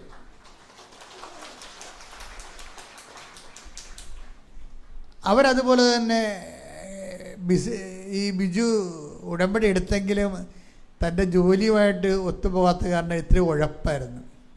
അത് ഉഴപ്പാണെന്ന് ബിജുവിന് അറിയാമായിരുന്നു, ഉടമ്പടി ഉഴപ്പിയാണ് പോണതെന്ന്. അപ്പോൾ ബിജു ഈ കൈ ചെവിയും പൊത്തി വെച്ചുകൊണ്ട് ഇവിടെ വന്ന് എന്നുവെച്ചാൽ മാതാവിനോട് പറഞ്ഞ്, എനിക്ക് പണി തന്നല്ലേ എന്ന് ചോദിച്ച്. കാര്യം പുള്ളിക്കറിയാം പുള്ളി ഉടമ്പടി ഉഴപ്പിയ ആളാണെന്ന്. പക്ഷേ പോയി കഴിഞ്ഞപ്പോൾ പിറ്റേ ദിവസം ടെസ്റ്റ് ചെയ്തപ്പോൾ ഡോക്ടർ പറഞ്ഞ് ഓപ്പറേഷൻ്റെ ആവശ്യമില്ലെന്ന് പറഞ്ഞു. എന്നിട്ട് കേൾവി തിരിച്ചു വന്ന് ഒരു ഓപ്പറേഷൻ ഇല്ലാതെ, ചികിത്സയില്ലാതെ അമ്മ കേൾവി തിരിച്ചു കൊടുത്തു. എന്നിട്ട് ഈ പ്രൊഫഷനിലേക്ക് പോവുകയാണ്. അപ്പോൾ പെട്ടെന്ന് കുംഭവരട്ടിയിൽ മലവെള്ളം പൊങ്ങി ഒത്തിരി പേര്, ടൂറിസ്റ്റുകൾ ഒത്തിരി ഒഴുകിപ്പോയി. ചിലരെ കാണാനില്ലാതെ ഭയങ്കര ദുരന്തം സംഭവിച്ചു. അപ്പോൾ ഇവിടെ വയർലെസ്സിൽ അത് കിട്ടി. ഇയാൾ അവിടുന്ന് ആ സ്ഥലത്തേക്ക് റഷ് ചെയ്ത് എത്തിയപ്പോൾ ആൾക്കാരെ കാണാനില്ല. കുറേ പേരെ ഭയങ്കര നിലവിളിയും ബഹളവും ഒക്കെയാണ് അവിടെ നടക്കുന്നത്. അപ്പോൾ ഇയാൾ നല്ല ഒഴുക്കുണ്ട്, മലവെള്ളം മുകളിൽ നിന്ന് വന്നിട്ടാണ് ഇങ്ങനെ സംഭവിച്ചത്. മലവെള്ളം നിൽക്കണ അവസ്ഥയുമില്ല. അപ്പോൾ ബിജു രണ്ടും കൽപ്പിച്ച് ഇതിലേക്ക് ഇറങ്ങുമ്പോൾ എല്ലാവരും പറഞ്ഞ്, ഇറങ്ങല്ലേ, നീയും മരിച്ചു പോകും. കാര്യം അതിൻ്റെ അവസ്ഥ അതാണ്. ആ മലവെള്ളത്തിൻ്റെ കണ്ട പേടി തോന്നുന്നത്, ഒഴുപ്പ് കഴുക്ക് കണ്ട. അപ്പോൾ ബിജുവിൻ്റെ മനസ്സിലുണ്ടായിരുന്നത്, എൻ്റെ കഴുത്ത ഉടമ്പടി കാശുണ്ട്, ഞാൻ ഉടമ്പടി എടുത്ത ആളാണെന്നാണ്. അതാണ് വിഷയം. നമ്മൾ ഈ കാശുരൂപൊക്കെ ഇങ്ങനെ ആഘോഷമായിട്ട് കെട്ടിയിട്ടുണ്ടെന്നെങ്കിലും അതിൻ്റെ പവർ പല ആൾക്കാർക്കും അറിയത്തില്ല. എല്ലാവരും ഇങ്ങനെ ആഡംബരത്തിന് കെട്ടിയിട്ടിരിക്കുകയാണ്. അതിന് എന്തിനാണ് നിങ്ങൾക്ക് ഈ ഉടമ്പടി കാശുരം തരണത്? നിങ്ങൾക്കറിയാം, അത് 10-20 പ്രാവശ്യം വെഞ്ചരിച്ചാണ് തന്നിരിക്കണത്. ഇപ്പോൾ ഉടമ്പടി കാശുരം എന്ന് പറഞ്ഞു കഴിഞ്ഞാൽ പുറത്തു പോലും എടുക്കാൻ പറ്റത്തില്ല. കാര്യം അത് ഡാമേജ് ആകാതിരിക്കാൻ വേണ്ടി അതിനേക്കാൾ ഇരട്ടി കാശ് മുടക്കിയാണ് അത് പാക്ക് ചെയ്തിരിക്കുന്നത്. എന്താ കാര്യം? നിങ്ങളും ദൈവവും തമ്മിൽ ഉടമ്പടി എടുത്തതിൻ്റെ ഏക തെളിവും ആ പ്രമാണമാണ് ആ സംഭവം. അത് കൈമാറാൻ പറ്റത്തില്ല. എനിക്ക് ഈ ദേഷ്യം വരും. അതായത് ഒരു ആകാശഭൂമി അറിയാൻ പാടില്ലാത്ത എഴുത്തിമാരൊക്കെ വന്ന് ഉടമ്പടി എടുത്തിട്ട് ഈ കാശിനെ കൊണ്ട് മകൾക്ക് കൊടുത്തുകൊണ്ട് ആ കാണ്ടാമൃഗത്തിനും അറിയത്തില്ല, ഈ കാണ്ടാമൃഗത്തിനും അറിയത്തില്ല ഉടമ്പടി എന്താണെന്ന്. ഇതൊന്നും കൈമാറാൻ ചെയ്യാൻ പറ്റുന്നതല്ല ശരിക്കും പറഞ്ഞാൽ. അത് നമ്മൾ ഉടമ്പടി എടുത്തതിൻ്റെ പ്രമാണമാണത്. അത് കാണുമ്പോൾ നീ ഉടമ്പടിയെക്കുറിച്ച് ഓർമ്മ വരണം. ഞാനും ദൈവവും തമ്മിൽ ഉടമ്പടിയാണെന്ന്. ബിജുവിന് ആ ഉടമ്പടിയുണ്ട്. മരണം മുമ്പ് നിൽക്കുക പറയും, ഇല്ല, ഞാനും ദൈവവും തമ്മിൽ ഉടമ്പടിയിലാണ്. എനിക്കിവരെ രക്ഷിക്കാൻ ദൈവം എന്നെ സഹായിക്കും. അപ്പോൾ ഒരു 2.5 മണിക്കൂർ കൊണ്ടാണെങ്കിലും ശരി, ഒരു കുഞ്ഞിൻ്റെ ജീവൻ പോലും പോകാതെ ഇവൻ അവരെല്ലാത്തിനെയും തോളത്ത് വെച്ച് കഴുത്തൊപ്പം വെള്ളത്തിൽ നീന്തിപ്പോന്ന്. അപ്പോൾ അതൊരു മനസ്സാണ്. എന്താ കാര്യം? ഉടമ്പടി, ഞാൻ ഉടമ്പടിയിലാണ് എന്ന് പറയുന്നൊരു മനസ്സ്. അത് ഇപ്പോൾ ഉടമ്പടി എടുത്തിട്ടും അയ്യോ ഞാൻ ഉടമ്പടിയിലാണോ, എന്ന് നമുക്ക് സംശയം തോന്നുന്നതാണെങ്കിൽ നിങ്ങൾക്ക് ഉടമ്പടിയിലല്ല. നിങ്ങൾ മനസ്സിലായില്ലേ? ബിജുവാണ് കറക്റ്റ്. ഉടമ്പടി എടുത്തിട്ടും ഞാൻ ഉടമ്പടിയിലാണോ ഇല്ലയോ എന്ന് നിങ്ങൾക്കൊരു സംശയം ഉണ്ടെങ്കിൽ നിങ്ങൾ ഉടമ്പടിയിലല്ല. എന്താ കാര്യം? ഉടമ്പടി എടുത്തതിൻ്റെ ഏക ഒഫീഷ്യലായിട്ട് ഡോക്യുമെൻ്റ് എന്ന് പറഞ്ഞാൽ ഉടമ്പടി കാശ് രൂപമാണ്. അത് ഉപയോഗിച്ചാൽ തീരത്ത്. ബാക്കിയെല്ലാം ഉടമ്പടി തൈലവും ഉടമ്പടി ഉപ്പും ഒക്കെ ഉപയോഗിച്ചാൽ തീരും. കാശ് രൂപ നഷ്ടപ്പെട്ടാൽ പിന്നെ കൃപാസനത്തിൽ നിന്ന് കിട്ടണമെങ്കിൽ കാശ് കൊടുക്കാതെ കിട്ടണ ഒരേ സാധനമുള്ളൂ. എന്താ കാര്യം? കാശ് കൊടുക്കാൻ വേണ്ടി മാത്രം, കാശ് കൊണ്ട് എണ്ണാൻ മാത്രം അതിനേക്കാൾ വലുതാണ് ഉടമ്പടി കാശ് രൂപ. അതുകൊണ്ടാണ് ഞങ്ങൾ പൈസക്ക് തിരിച്ച് ഉടമ്പടി നഷ്ടപ്പെട്ടാൽ നിങ്ങൾക്ക് തിരിച്ച് ഉടമ്പടി കാശ് രൂപ പൈസ വാങ്ങിക്കാതെ തരണതിൻ്റെ കാരണം എന്താ? നമുക്ക് അതിൻ്റെ പൈസ എണ്ണാൻ പറ്റത്തില്ല ഇത്രയെന്ന്. അത്രയും അമൂല്യമാണ് ആ സംഭവം. ആ ഒരു ബോധം ഉടമ്പടി എടുക്കുന്നവർക്കുണ്ടാകണം. പിന്നെ ഉടമ്പടി എടുക്കുമ്പോൾ തന്നെ നമുക്കൊരു വിഷയം ഉണ്ടെങ്കിൽ ഈ ഉടമ്പടി കാശ് രൂപത്തെ വിശ്വപ്രമാണം ചൊല്ലിയിട്ട് വിശ്വപ്രമാണം ചൊല്ലിയിട്ട് നമ്മൾ എംപവർ ആകണതും ഉടമ്പടി കാശ് രൂപത്തെ വിശ്വപ്രമാണം ചൊല്ലിയിട്ട് ഉടമ്പടി ഒരു എല്ലാ മേഖലകളിലും വിശ്വാസം പ്രഖ്യാപിക്കുകയും പ്രയോഗിക്കുകയും വിശ്വാസം പ്രാർത്ഥിക്കുകയും ചെയ്തുകൊണ്ടുള്ള ദൈവത്തിൻ്റെ കൂടെയുള്ള ഒരു സഞ്ചാരമാണ് ഉടമ്പടി എന്ന് പറയുന്നത്. ദൈവത്തിൻ്റെ കൂടെയാണ് നമ്മൾ സഞ്ചരിക്കണം. അപ്പം അതൊരു ടോട്ടലി ന്യൂ ലൈഫാണ് ശരിക്കും. അതുപോലെ തന്നെ നിലപാടുകൾ എടുക്കുമ്പോൾ തന്നെ എല്ലാം വിശ്വാസ സംബന്ധമായ. ചില ആൾക്കാർക്ക് പറ്റുന്നൊരു അബദ്ധം, ചിലർ എന്തെങ്കിലും ഇഷ്യൂ ഉണ്ടാകുമ്പോൾ ആ ഇഷ്യൂവിന് വേണ്ടി മാത്രം ഉടമ്പടി എടുക്കും. അതുകൊണ്ടാണ് നിങ്ങൾക്ക് എല്ലാവർക്കും അനുഭവങ്ങളില്ലാത്തതിൻ്റെ പല പ്രശ്നമുണ്ടായി, അതിന് ഉടമ്പടി എടുത്തു. പക്ഷെ അതും നിങ്ങൾ ആ ഉടമ്പടി അനുസരിച്ചാണ് നിങ്ങളെ ജീവിക്കണമെന്ന് ദൈവത്തിന് തോന്നിയാൽ 24 മണിക്കൂറിനുള്ളിൽ ആ വിഷയത്തിൽ തീരുമാനം ഉണ്ടാകും. നിങ്ങൾ ഉടമ്പടി എന്താണ് പ്രശ്നമെന്ന് എന്നോട് ചോദിച്ചാൽ ഞാൻ പറയും, ഇതുവരെക്കും ഉടമ്പടി എടുത്തിട്ട് 3 കൊല്ലമായെങ്കിലും ഉടമ്പടി നിങ്ങൾ എടുത്തിട്ടുണ്ടെന്ന് ദൈവത്തിൻ്റെ പുസ്തകത്തെ രജിസ്റ്റർ ചെയ്തിട്ടില്ല. അതാണ് ആ ഒരു പ്രശ്നം. നിങ്ങൾ ഉടമ്പടി എടുത്ത ആളാണെന്ന് നിങ്ങൾ പറയുന്നുണ്ടെങ്കിൽ അത് നിങ്ങളുടെ സ്വകാര്യമായ അവകാശവാദം മാത്രമാണ്. നിങ്ങൾ ഉടമ്പടിയിലാണെന്നുള്ളത് ദൈവം അംഗീകരിച്ചിട്ടില്ല. എല്ലാവരും ഒന്ന് എഴുന്നേറ്റ് നിന്നേ, സ്തുതിക്കട്ടെ ഹല്ലേലൂയ. ഒരുമിച്ച് സ്തുതിക്കട്ടെ ഹല്ലേലൂയ.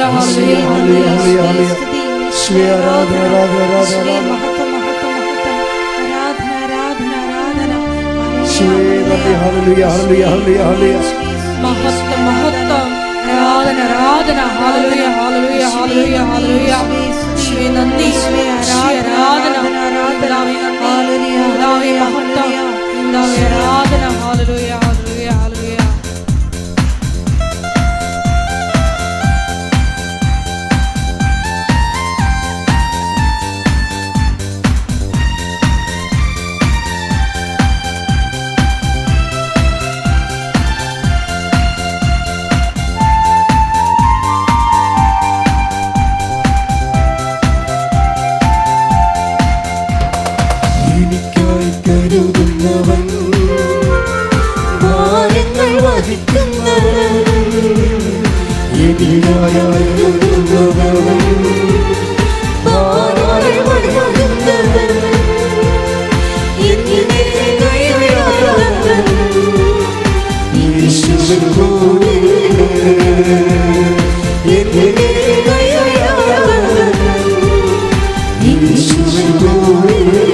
എനിക്കായി കരുതുന്നവൻ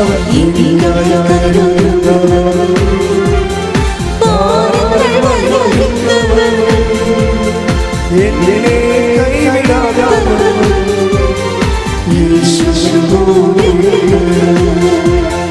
എന്നെ കൈവിടാതവൻ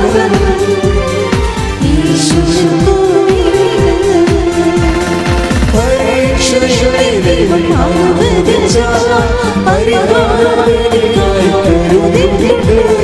പരീക്ഷണങ്ങളെ ദൈവം അനുവദിച്ച പരിഹാരത്തിനായി കരുതിയിട്ടുണ്ട്. എങ്കിലും ചോദിക്കില്ല ഞാൻ നിന്റെ നന്മയ്ക്കായി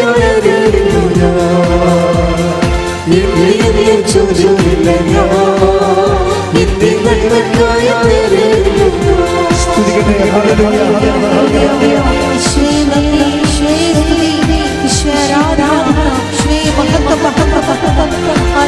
ശക്തിയോട് ചേർന്ന് ഹല്ലേലൂയ, ഹല്ലേലൂയ.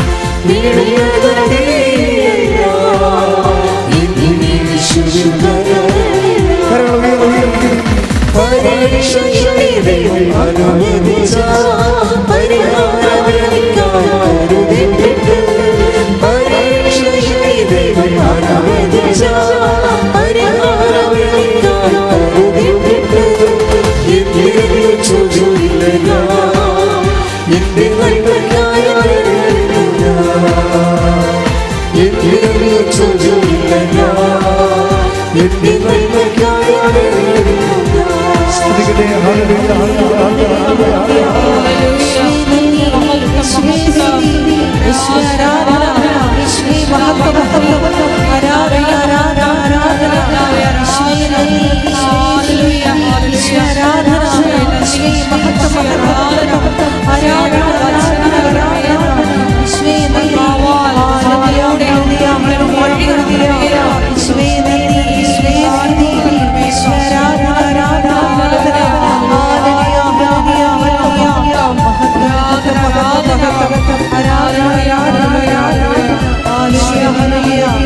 പരിശുദ്ധ പരമദിവ്യകാരുണ്യത്തിന് ആരാധനയും സ്തുതിയും പുകഴ്ചയും ഉണ്ടായിരിക്കട്ടെ. ഇരിക്കുക. അപ്പോൾ നമ്മൾ കണ്ടുകൊണ്ടിരുന്ന വിഷയം ഇതാണ്. നമുക്കൊരു പവർ ലോസ് ചെയ്യുന്ന സമയത്ത് നമ്മൾ ശക്തി ക്ഷയിക്കണ സമയത്ത് ശക്തി ധരിക്കുന്നതിന് 3 ഉപാധികളാണ് ബൈബിളിലുള്ളത്. ശക്തി ധരിക്കുക. ഒന്നെന്താണ്? പ്രാർത്ഥന, പിന്നെ പ്രഖ്യാപനം, പിന്നെ പ്രയോഗം. ഈ പ്രഖ്യാപനത്തിലാണ് 2 കാര്യങ്ങളുള്ളത്. ഏതൊക്കെയാണത്? ഉടമ്പടി കാശുരൂപവും, അതായത് നമ്മൾ പരസ്യമായിട്ട് ഇട്ടുണ്ടാക്കുകയല്ലേ, അത് പ്രഖ്യാപനമാണ്. പ്രഖ്യാപനം എന്ന് പറയുമ്പോൾ എപ്പോഴും ഒരു സമൂഹത്തിൻ്റെ മുമ്പിലാണ് നമ്മൾ പ്രഖ്യാപിക്കുന്നത്. അതാണ് നമ്മളിത് പരസ്യമായിട്ട് കഴുത്തിലിട്ട് നടക്കണം. അതുകൊണ്ട് നിങ്ങൾ പേഴ്സിലും പോക്കറ്റിലും വെച്ചിട്ട് എന്നെ കണ്ട മിണ്ടല്ലേ നമ്മൾ നടക്കരുത്. നിങ്ങൾ ഉടമ്പടി എടുത്ത ആളാണെന്ന് വീട്ടിൽ പോലും അറിയാൻ പാടില്ല എന്നുണ്ടെങ്കിൽ ലോക കള്ളിയാണ് നിങ്ങൾ. ഉടമ്പടി എടുത്ത ആളാണെന്ന് വീട്ടിൽ പോലും അറിയാൻ പാടില്ല. അതിൻ്റെ അടുത്ത് എന്താണ്? നിങ്ങൾ ദൈവത്തെക്കാൾ ഉപരി മനുഷ്യനെ പേടിക്കുകയും മനുഷ്യനെ ദൈവമാക്കുകയും ചെയ്യുന്നതാണ് പ്രശ്നം. അത്രയും ബുദ്ധിമുട്ട് നിങ്ങൾ ഉടമ്പടി എടുക്കാൻ നിൽക്കരുത്. ഒരാവശ്യമില്ലല്ല. ദൈവത്തെ പറ്റിക്കലല്ലേ അത്. അതായത് നിങ്ങൾ പ്രഖ്യാപിക്കുന്ന വിശ്വാസത്തെ സത്യസന്ധത വേണം. എങ്ങനെ പ്രഖ്യാപനത്തിൽ എന്താ വേണ്ടത്? മനുഷ്യർ വേണം പ്രഖ്യാപിക്കാൻ. അത് രഹസ്യമായിട്ട് ഒറ്റയ്ക്ക് ചെയ്യണ കാര്യമല്ല. എന്താണ് അതിൻ്റെ വചനം? ഏതാണ്? മനുഷ്യരുടെ മുമ്പിൽ. എടുത്ത വചനം എടുത്തേ. മത്തായി 10:32. മത്തായി 10:32. മനുഷ്യരുടെ മുമ്പിൽ എന്നെ ഏറ്റുപറയുന്നവനെ എന്റെ സ്വർഗസ്ഥനായ പിതാവിന്റെ മുമ്പിൽ ഞാനും ഏറ്റുപറയും. ഈ പ്രഖ്യാപനത്തിനുള്ള വാക്ക് എന്താണ്? ഏറ്റുപറച്ചിൽ എന്നുള്ള വാക്കാണ്. എന്താണ് ഏറ്റുപറയണത്? വിശ്വാസമാണ് ഏറ്റുപറയണത്. ആരാണ് ഏറ്റുപറയണത്? യേശുവിനെയാണ് ഏറ്റുപറയണത്. യേശു ആരാണെന്ന് ഏറ്റുപറയണത്? യേശു കർത്താവാണെന്നാണ് ഏറ്റുപറയണത്. മനസ്സിലായില്ലേ? ഇത്തരം കാര്യത്തിൽ വ്യക്തത ഉണ്ടാകണം കാര്യങ്ങൾ. രണ്ടാമത് ഈ ഏറ്റുപറച്ചിൽ വരുന്നത് പത്രവാ. പത്രം വിശ്വാസ പ്രഖ്യാപനത്തിൻ്റെ ഭാഗമാണ്. പ്രയോഗമല്ല, പ്രാർത്ഥനയുമല്ലത്, പ്രഖ്യാപനമാണ്. അതുകൊണ്ടാണ് നിങ്ങൾ അതിന് പകരം പത്രം കൊടുക്കുന്നതിന് പകരം നിങ്ങൾ വേറെ പൊതിച്ചോറ് കൊടുക്കാൻ പറ്റിയാൽ നടക്കത്തില്ല ഈ സംഭവം. നിങ്ങൾ സ്വന്തമായിട്ട് ടെസ്റ്റ് സബ്സ്റ്റിറ്റ്യൂട്ട് ചെയ്യണതാണ്. ജനിച്ചത് കള്ളത്തരത്തിലാണ്, ജീവിച്ചതും കള്ളത്തരത്തിലാണ്. ദൈവത്തിന് പണി കൊടുക്കാൻ വേണ്ടിയാണ് ഉടമ്പടി എടുത്തിരിക്കുന്നത്. അങ്ങനെ ചെയ്യരുത്. അതെന്ന് വെച്ച് കഴിഞ്ഞാൽ പത്രം കൊടുക്കുന്നതിൻ്റെ ഉദ്ദേശം എന്താ? നമ്മൾ ഏറ്റുപറയുകയാണ്, വിശ്വാസം ഏറ്റുപറയുകയാണ്. വിശ്വാസം ഏറ്റുപറയുമ്പോൾ ആരെയാണ്? യേശു കർത്താവാണെന്നാണ് ഏറ്റുപറയണത്. സോഫിയയ്ക്ക് മാതാവ് അവൾ ഒളിച്ചു വെച്ചിരുന്ന എല്ലാ പത്രങ്ങളും എടുത്ത് 6-ാം മാസം കൊടുപ്പിക്കും. കാര്യം അത് കടവാണ്. അതാണ് ഞാൻ നിങ്ങളോട് പറഞ്ഞത്. നിങ്ങൾ അങ്ങനെ വല്ല കടവാണെങ്കിൽ നിങ്ങൾ അത്രയും സംഭവങ്ങൾ എടുത്ത് വാങ്ങിച്ച് തിരിച്ചു കൊടുക്കേണ്ടി വരും. കാര്യത്തിൽ ഇതിൻ്റെ അകത്ത് കണ്ണടച്ച് ഇരുട്ടാക്കാനൊന്നും പറ്റത്തില്ല. ചില ജന്മന കള്ളികളും കള്ളന്മാരുണ്ടല്ലോ, അവർ ദൈവത്തെ പോലും പറ്റിപ്പ് കാണിക്കും. അങ്ങനെ ചെയ്യരുത്. അവരതൊക്കെ ഒളിച്ചു വെച്ചിട്ട് വേറെ രീതിയിലൊക്കെ ടെസ്റ്റ് ചെയ്തിട്ട് അവതരിപ്പിക്കും. ഇത് ഉടമ്പടി റിലേഷനല്ലേ? ഉടമ്പടി അത് ശരിക്കും നെഗറ്റീവായിട്ട് ബാധിക്കും. അപ്പോൾ വയറ്റിപ്പഴപ്പിന് വേണ്ടി ദൈവത്തിന് പണി കൊടുക്കാൻ വന്നത് കാരണം ദൈവം തിരിച്ച് പണിയുകയും ചെയ്യും. അത് എന്തിനാണ് ഇല്ലാത്ത പണിക്ക് നടക്കുന്നത്? അപ്പോൾ ചെയ്യാനുള്ള സത്യസന്ധമായിട്ട് ചെയ്യണം, സത്യസന്ധമായിട്ട്. അപ്പോൾ ദൈവത്തിന് തോന്നണം നമ്മൾ ഉടമ്പടിയിലാണെന്ന്. അതാണ് മെയിൻ സംഭവം. ദൈവത്തിന് തോന്നണം നമ്മൾ ഉടമ്പടിയിലാണെന്ന്. നമ്മുടെ നിലപാടുകളും നയങ്ങളും സമീപനങ്ങളും എല്ലാം കൊണ്ട് നമ്മൾ ഉടമ്പടിയിൽ, ദൈവമായിട്ട് ഉടമ്പടിയിലാണെന്ന് തോന്നണം. അതുകൊണ്ടാണ് ഒരിക്കലും വഴക്കുകളൊക്കെ ഉണ്ടാകും. വഴക്കുകളൊക്കെ ആൾക്കാർ തമ്മിലുണ്ടാകും. പക്ഷെ നമ്മൾ നമ്മുടെ ഭാഗം ക്രമീകരിക്കാൻ വേണ്ടി അതിനേക്കാൾ വലിയ വഴക്കമുണ്ടാക്കി ആ രീതിയിൽ പഴയതുപോലെ ജീവിക്കാൻ പറ്റത്തില്ല.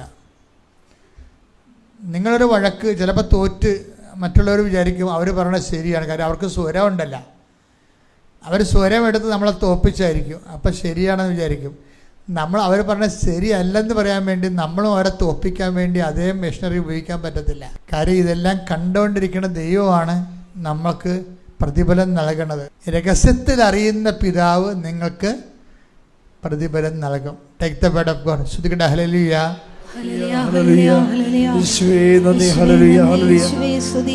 ആരാധന യേശുവേ, മഹത്വം മഹത്വം മഹത്വം.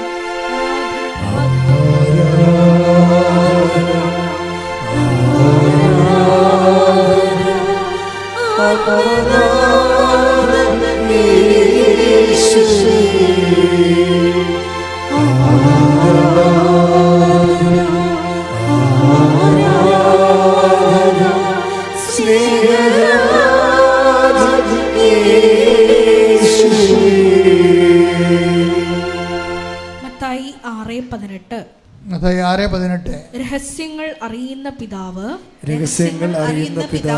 നിനക്ക് പ്രതിഫലം നൽകും. അപ്പം ദൈവത്തിനും നിനക്ക് മാത്രം അറിയാവുന്ന കുറേ രഹസ്യങ്ങൾ മറ്റുള്ളവർക്ക് അറിയത്തില്ലത്. അപ്പം ചിലപ്പോൾ ദൈവത്തിന് വേണ്ടി നീ തോറ്റു കൊടുത്തതായിരിക്കും. ഉടമ്പടിയിലെ വിശുദ്ധിയോടെ നിലനിൽക്കാൻ വേണ്ടി നീ അംഗീകരിച്ച് കൊടുത്തതായിരിക്കും. അപ്പം രഹസ്യത്തിൽ അറിയുന്ന പിതാവ് നിനക്ക് പ്രതിഫലം നൽകും. അപ്പം അത് നിൻ്റെ വിശ്വാസത്തിൻ്റെ വിഷയമായിട്ട് ദൈവം ഏറ്റെടുക്കുകയും. പിന്നെ എപ്പോഴും നമ്മൾ പ്രാർത്ഥിക്കേണ്ടത്, കേസുകളൊക്കെ ഉണ്ടാകുന്നത് ദുരിതമാണ്. ശരിക്കും കേസുകൾ ഉണ്ടാകുന്നത് ദുരിതമാണ്. അങ്ങനൊരു വാക്ക് ബൈബിളിലുണ്ട് അല്ലേ? നിങ്ങളുടെ ഇടയിൽ തർക്കങ്ങൾ ഉണ്ടാകരുത്, വിജാതിയരുടെ കോടതിയിൽ നിങ്ങളുടെ വിഷയം തീരുമാനിക്കാൻ ഇടവരരുത്. Take the word of God. ശ്രുതിക്കട്ടെ ഹല്ലേലൂയ.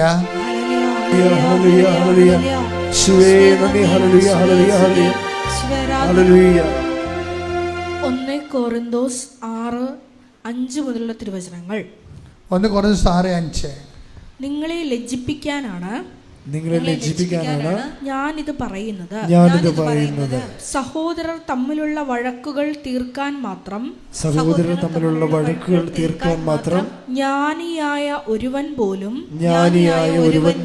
നിങ്ങളുടെ ഇടയിൽ ഇല്ലെന്ന് വരുമോ? സഹോദരൻ സഹോദരനെതിരെ പരാതിയുമായി ന്യായാസനത്തെ സമീപിക്കുന്നു. അതും വിജാതീയരുടെ ന്യായാസനത്തെ. നിങ്ങൾ തമ്മിൽ വ്യവഹാരങ്ങൾ ഉണ്ടാകുന്നത് തന്നെ നിങ്ങളുടെ പരാജയമാണ്. എന്തുകൊണ്ട് ദ്രോഹം നിങ്ങൾക്ക് ക്ഷമിച്ചുകൂടാ? വഞ്ചന സഹിച്ചുകൂടാ. അപ്പോൾ ഇതാ വിഷയം എന്ന് പറയുന്നത്. നമ്മളെപ്പോഴും ഇപ്പം കേസില്ലേ, കുറേ ആൾക്കാർ കേസിൻ്റെ പേപ്പർ കൊണ്ടൊന്ന് എനിക്ക് തരും. അച്ഛാ ഇത്രാം തീയതി കേസാണ്, കേസ് ജയിക്കാൻ വേണ്ടി പ്രാർത്ഥിക്കണമെന്ന് പറയും. ഞാനത് വാങ്ങിച്ച മാതാവിനെ കൊടുത്തിട്ട് തിരിച്ചു തരും. കാര്യം ആ കേസ് ഞാൻ ചോദിച്ച് എനിക്കറിയത്തില്ല. ഇവർ വക്കീൽ പറയുന്ന എല്ലാ കള്ളത്തരങ്ങളും ഇവർ അംഗീകരിച്ച് ഒപ്പിട്ട് കൊടുത്തിരിക്കും. കാര്യം നമ്മളൊരിക്കലും കേസ് സത്യസന്ധമായിട്ട് പറഞ്ഞാൽ കേസ് ജയിക്കുക? ഒരിക്കലും കേസ് ജയിക്കത്തില്ല. സത്യസന്ധമായിട്ട് പറഞ്ഞ കേസ് നിലനിൽക്കുക? കേസ് നിലനിൽക്കത്തില്ല. പിന്നെ എന്ത് ഇല്ലാത്ത കാര്യങ്ങൾ പറയണം. ഇല്ലാത്ത കാര്യങ്ങൾ പറയണത് തന്നെ നിങ്ങളുടെ തമ്മിൽ വ്യവഹാരങ്ങളുണ്ടെങ്കിൽ നിങ്ങൾക്ക് പരാജയമാണെന്നല്ലേ പറയണത്. ഇല്ലാത്ത കാര്യങ്ങൾ പറഞ്ഞാൽ എന്ത് പറ്റും? അപ്പം തന്നെ നമ്മൾ ഉടമ്പടിയിലും എല്ലാത്തിലും പരാജയപ്പെട്ടിരിക്കുകയാണ്. പിന്നെ നിങ്ങളുടെ ഇടയിൽ നീതി ഉണ്ടെങ്കിൽ, അനീതി ഉണ്ടാക്കാതിരുന്നാൽ മതി. നീതി ഉണ്ടെങ്കിൽ നിങ്ങൾ കേസുമായി മുന്നോട്ട് പോകാം. നീതി ഇല്ലെങ്കിൽ നിങ്ങൾ കേസുമായി മുന്നോട്ട് പോകരുത്.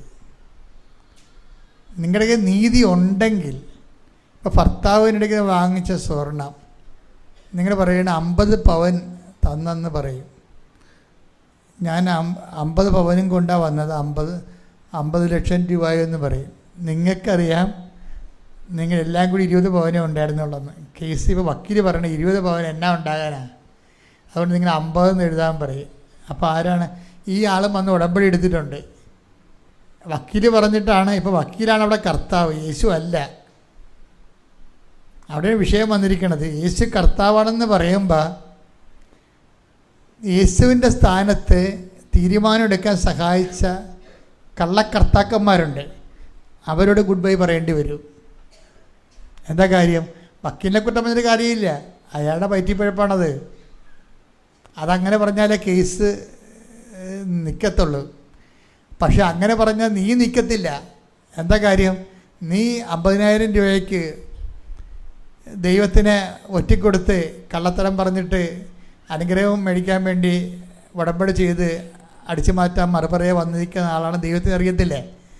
അപ്പം നീ കേസ് ജയിച്ചാലും ജീവിതകാലം മുഴുവൻ തോറ്റ ഇഫക്റ്റാണ് വരാൻ പോണത്.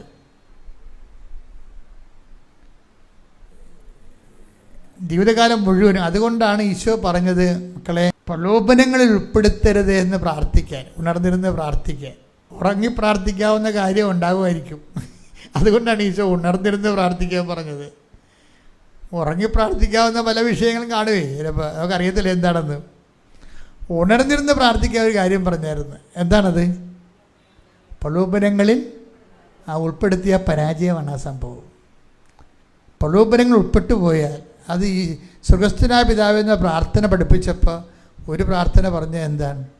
പ്രലോഭനങ്ങളിൽ ഒരിക്കൽ ഉൾപ്പെട്ടു പോയാൽ നീ കോടതി ജയിക്കുമായിരിക്കും, പക്ഷേ ദൈവത്തിൻ്റെ കോടതി തോറ്റു.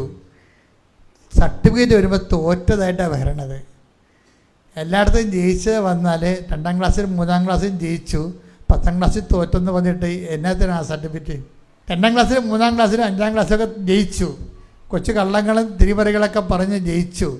10ാം ക്ലാസ്സിൽ ദൈവത്തിൻ്റെ കോടതി വന്നപ്പോൾ തോറ്റുപോയി. 10ാം ക്ലാസ്സിൽ തോറ്റു. അപ്പോൾ തീർന്നില്ല പരിപാടി. ഇത്രയും നാൾ ജയിച്ചത് വെള്ളത്തിലായില്ലേ? അതുകൊണ്ടാണ് ഈശോ പറഞ്ഞത് പ്രലോഭനത്തിൽ ഉൾപ്പെടുത്തരുത്. പ്രൊട്ടക്ഷൻ പ്രെയറാണ്. കാര്യം ഒരു മനുഷ്യനെ പ്രാർത്ഥനാ ജീവിതം പരിക്കില്ലാതെ കൊണ്ടുപോകണമെങ്കിൽ ഒന്നാമത്തെ പ്രീ റിക്വസ്റ്റാണ് എന്താണ്? പ്രലോഭനങ്ങളിൽ ഉൾപ്പെടുത്തരുത്. എനിക്ക് ഈ കാലഘട്ടത്തെ ഭയങ്കര ഇഷ്ടമാണ്. അച്ഛനെയും കന്യാസ്ത്രീനെയും ബിഷപ്പിനെയും എല്ലാം പൊതുജനം ആവശ്യമുള്ളതും ഇല്ലാത്തതൊക്കെ ആക്ഷേപിച്ചുകൊണ്ട് ജനങ്ങളുടെ ആധ്യാത്മിക ധാർമ്മികതയ്ക്കെതിരെ കലാപക്കൊടി ഉയർത്തിക്കൊണ്ട് വൈദികർ തന്നെ സഭയ്ക്കെതിരെ തിരിയുന്ന ഒരു കാലഘട്ടമാണ്. അതിൻ്റെ ഒരു ഗുണം എന്താണെന്നറിയാവോ? ഈ വൈദികരും സിസ്റ്റേഴ്സും തന്നെ സഭയ്ക്കെതിരെ തിരിയുന്നത് കണ്ടാൽ സാത്താൻ അവരെ കൃത്യമായിട്ട് ഉപയോഗിക്കുകയല്ലേ. അപ്പോൾ അത് വിശ്വസിച്ചുകൊണ്ട് കുറേ കയ്യാലപ്പുറത്തെ തേങ്ങ അതിനാൽ മാറിക്കിട്ടും. എന്താ കാര്യം? ഈ അച്ഛനിലും കന്യാസ്ത്രീയിലും നമുക്ക് മാത്രം വിശ്വസിച്ചുകൊണ്ട് ജീവിച്ചിരുന്ന ഒരു തലമുറയില്ലേ, ആ സാധനം വൈപ്പൗട്ട് ചെയ്ത് കിട്ടും. ആരല്ലേ വിശ്വസിക്കേണ്ടത്? അതൊക്കെ മനുഷ്യന്മാർ ചിലപ്പോൾ ശരിയുമാകും തെറ്റുമാകും. ശരി തെറ്റാണെന്ന് കേസിൽ കുറ്റവാമുക്തനാക്കിയ ആൾക്കാരെ വീണ്ടും കുറ്റവാളിയാക്കാൻ വേണ്ടി സഭയുടെ ഉള്ള ആൾക്കാർ തന്നെ ശ്രമിക്കുമ്പോൾ ആ അരൂപി നീതിയുടെ ആണെന്ന് പറയുന്നുണ്ടെങ്കിലും ഫലത്തിൽ സഭയെ ഡാമേജ് ചെയ്യുന്ന കാരണം സഭയെ ഡാമേജ് ചെയ്തുകൊണ്ടാലും ഒരു നീതി ഉണ്ടാക്കണം. ആർക്ക് വേണ്ടിയാണ്? അവർക്ക് വേണ്ടിയല്ലേ, സഭയ്ക്ക് വേണ്ടിയല്ലല്ല. അപ്പോൾ അങ്ങനെയുള്ളൊരു സാഹചര്യത്തിൽ ഇത് ശരിയായിരിക്കാൻ ചിലപ്പോഴെന്ന് പറഞ്ഞിട്ട് കുറേ ആൾക്കാർ പ്രാർത്ഥിക്കാതിരിക്കും. അങ്ങനെ ഇരിക്കുന്ന ആൾക്കാരുടെ എണ്ണം കൂടണം. എന്താ കാര്യം? ഇവർ ഉണ്ടായിട്ടും ഇല്ലെങ്കിലും കാര്യമൊന്നുമില്ല. അവർക്ക് ചെറിയ പ്രശ്നങ്ങൾ മതി സഭയിൽ അവിശ്വാസം തോന്നുക. പക്ഷേ യഥാർത്ഥ വിശ്വാസി യേശുക്രിസ്തുവിൽ വിശ്വസിച്ചുകൊണ്ട് ഈ കാലം നിങ്ങൾക്ക് സാക്ഷ്യം വഹിക്കാനുള്ള അവസരമായിരിക്കും. കൈയടിച്ച് ശ്രദ്ധിക്കട്ടെ. Take the word of God. ഹല്ലേലൂയ ഹല്ലേലൂയ ഹല്ലേലൂയ ഹല്ലേലൂയ ഹല്ലേലൂയ. യേശുവേ ഹല്ലേലൂയ ഹല്ലേലൂയ ഹല്ലേലൂയ.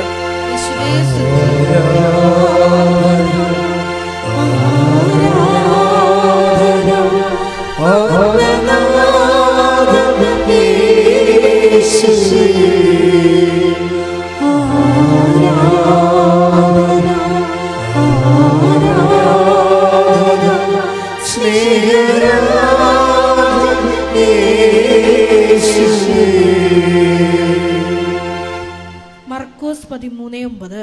മർക്കോസ് 13:9. അവർ നിങ്ങളെ ന്യായാധിപ സംഘങ്ങൾക്ക് ഏൽപ്പിച്ചു കൊടുക്കും.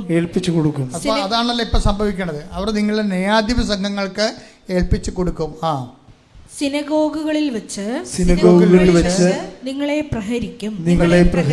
ദേശാധിപതികളുടെയും രാജാക്കന്മാരുടെയും മുമ്പാകെ എനിക്ക് സാക്ഷ്യം നൽകാൻ നിങ്ങൾ നിൽക്കും.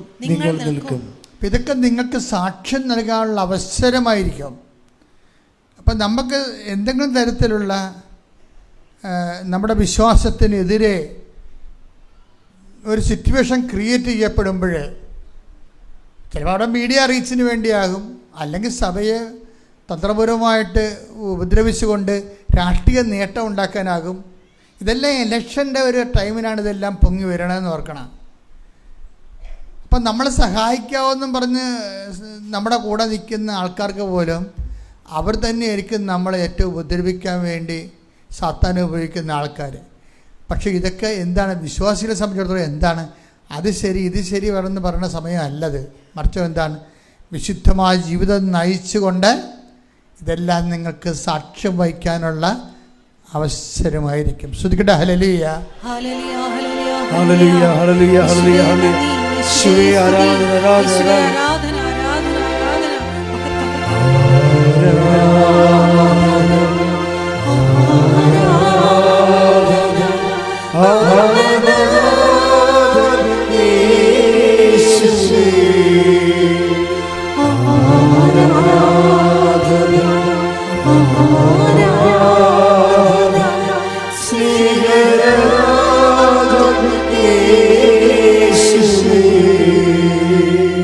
എല്ലാവരും എഴുന്നേൽക്കുക.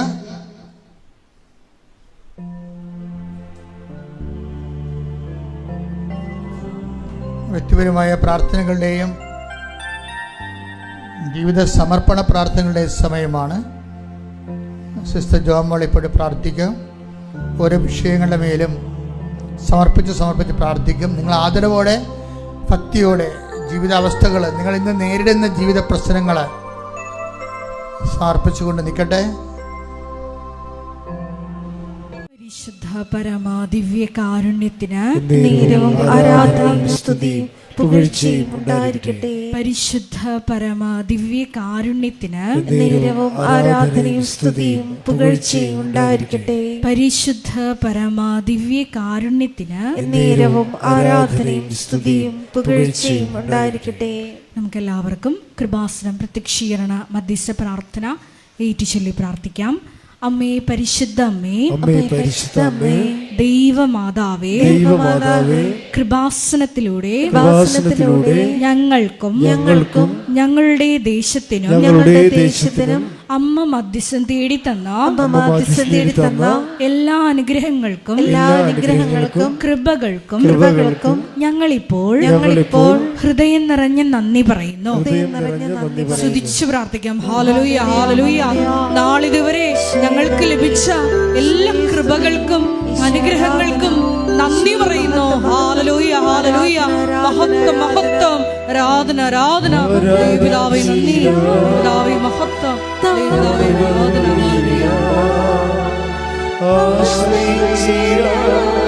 ദിവ്യകാരുണ്യത്തെ ആരാധിച്ചിടാം,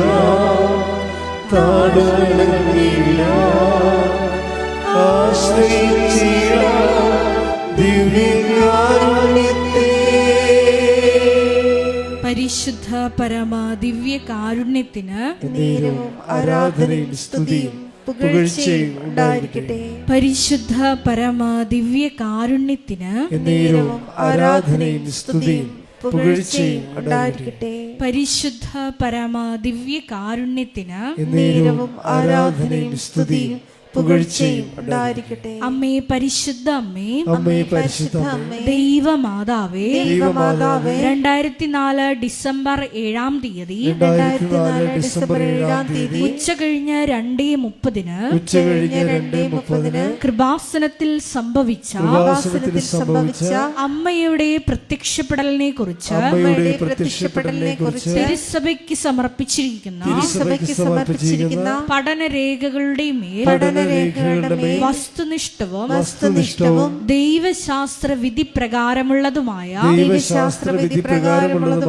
അന്വേഷണ പഠനങ്ങൾ നടത്തി ആ പ്രത്യക്ഷപ്പെടലിലൂടെ പ്രകടമായ ദൈവമാതാവിന്റെ പ്രത്യേക കരുതലും സംരക്ഷണവും വെളിപ്പെടുത്തുന്ന പീഡിതരുടെ ആശ്വാസവും പ്രവാചകന്മാരുടെ രാജ്ഞിയും വാഗ്ദാനത്തിന്റെ പേടകവും പ്രപഞ്ച പ്രകൃതിയുടെ മാതാവുമായ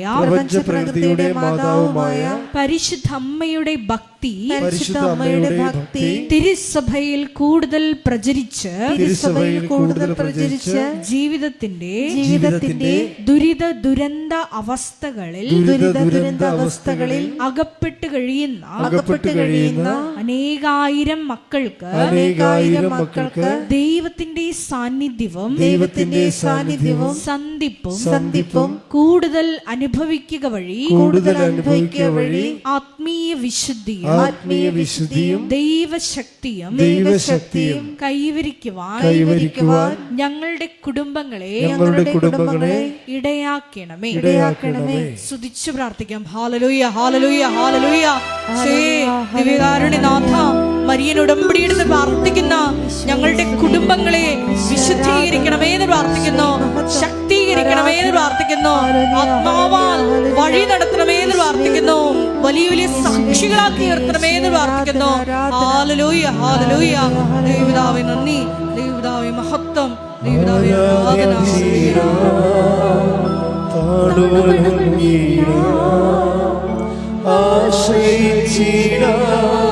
ദിവ്യകാരുണ്യത്തെ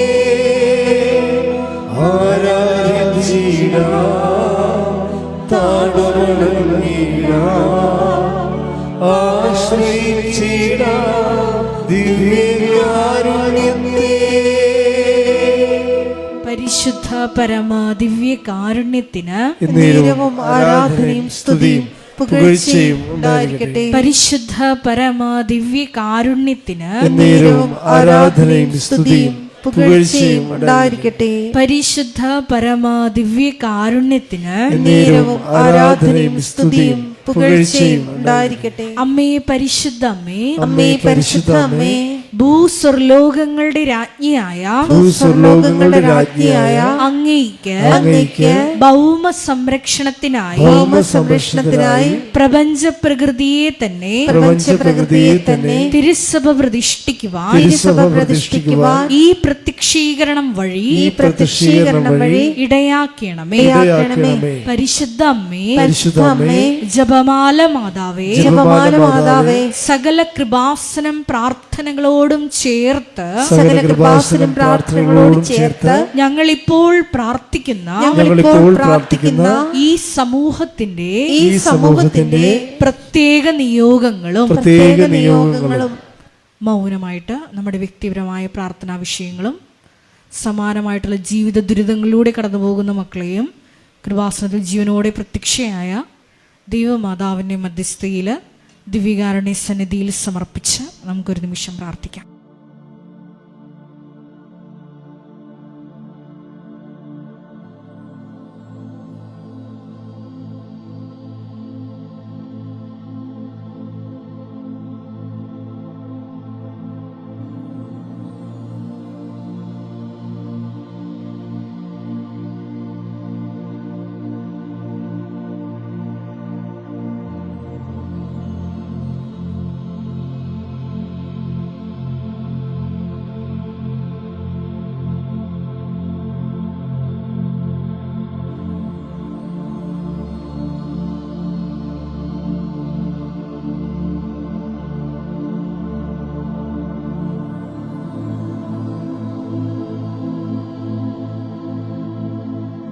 അമ്മയുടെ പ്രത്യക്ഷീകരണത്തിന്റെ ഈ അനുഗ്രഹവേളയിൽ ഞങ്ങൾക്ക് സാധിച്ചു തരുവാൻ കനിയണമേ. ആമേൻ. സ്തുതിച്ചു പ്രാർത്ഥിക്കാം. ഹല്ലേലൂയ, ഹല്ലേലൂയ, ഹല്ലേലൂയ, ഹല്ലേലൂയ. ഒരിക്കൽ കൂടി നാളിതുവരെ കൃപാസനത്തിൽ വന്ന് മരിയൻ ഉടമ്പടിയെടുത്ത് പ്രാർത്ഥിച്ചു പോയിട്ടുള്ള മുഴുവൻ മക്കളെയും, ഓൺലൈനായി ഉടമ്പടിയെടുത്ത് പ്രാർത്ഥിക്കുന്ന മക്കളെയും, ലൈറ്റ് ക്യാൻഡിൽ പ്രയർ വഴിയായിട്ടും അവർ ഡെയിലി ബ്രെഡ് പ്രാർത്ഥനയിലൂടെയും എല്ലാം തങ്ങളുടെ നിയോഗങ്ങൾ സമർപ്പിക്കുന്ന ഓരോ മക്കളുടെയും വ്യക്തിപരമായ ആവശ്യങ്ങളെ ഞങ്ങൾ ഈ അൾത്താരയിൽ സമർപ്പിച്ച് പ്രാർത്ഥിക്കുന്നു. ഏറെ പ്രത്യേകമായിട്ട് ജീവിത ദുരിതങ്ങളിലൂടെ കടന്നു പോകുന്ന മക്കളുടെ പ്രത്യേകമായ നിയോഗങ്ങളെ ഈ അൾത്താരയിൽ സമർപ്പിച്ച് പ്രാർത്ഥിക്കുന്നു. ഗുരുതരമായിട്ടുള്ള രോഗാവസ്ഥകളിലൂടെ കടന്നു പോകുന്ന മക്കളെ ഈ അൾത്താരയിൽ സമർപ്പിച്ച് പ്രാർത്ഥിക്കുന്നു. കടഭാരത്താൽ വലയുന്നവരെയും, ജോലി ഇല്ലാതെ വിഷമിക്കുന്നവരെയും, വിവാഹബന്ധം പിരിഞ്ഞു നിൽക്കുന്നവരെയും, മക്കളില്ലാതെ വിഷമിക്കുന്ന ദമ്പതികളെയും, കുഞ്ഞു മക്കളെയും പ്രത്യേകമായിട്ട് സമർപ്പിച്ച് പ്രാർത്ഥിക്കുന്നു. ഇതിന്റെ ശക്തി എല്ലാ മേഖലകളിലും ഈ ആരാധനയുടെ യോഗ്യതയാൽ പ്രകടമാക്കണമേ എന്ന് പ്രാർത്ഥിക്കുന്നു. കൃപാസനത്തിൽ നടന്ന പരിശുദ്ധ അമ്മയുടെ പ്രത്യക്ഷീകരണ സ്ഥിരീകരണത്തിനായി മക്കളുടെ നിയോഗങ്ങളെ ഏറ്റെടുക്കണമേ എന്ന് പ്രാർത്ഥിക്കുന്നു. ഹല്ലേലൂയ, ഹല്ലേലൂയ, ഹല്ലേലൂയ. മഹത്വം, മഹത്വം, ആരാധന, ആരാധന. ഹല്ലേലൂയ, ഹല്ലേലൂയ, ഹല്ലേലൂയ. നമുക്ക് എല്ലാവർക്കും എഴുന്നേറ്റ് നിന്നുകൊണ്ട് കരങ്ങളടിച്ചുകൊണ്ട് ദൈവസ്നേഹത്തോടെ സന്തോഷത്തോടെ ദൈവത്തെ മഹത്വപ്പെടുത്തി ഗായക സംഘത്തോട് ചേർന്നുകൊണ്ട് പാടി പ്രാർത്ഥിക്കാം.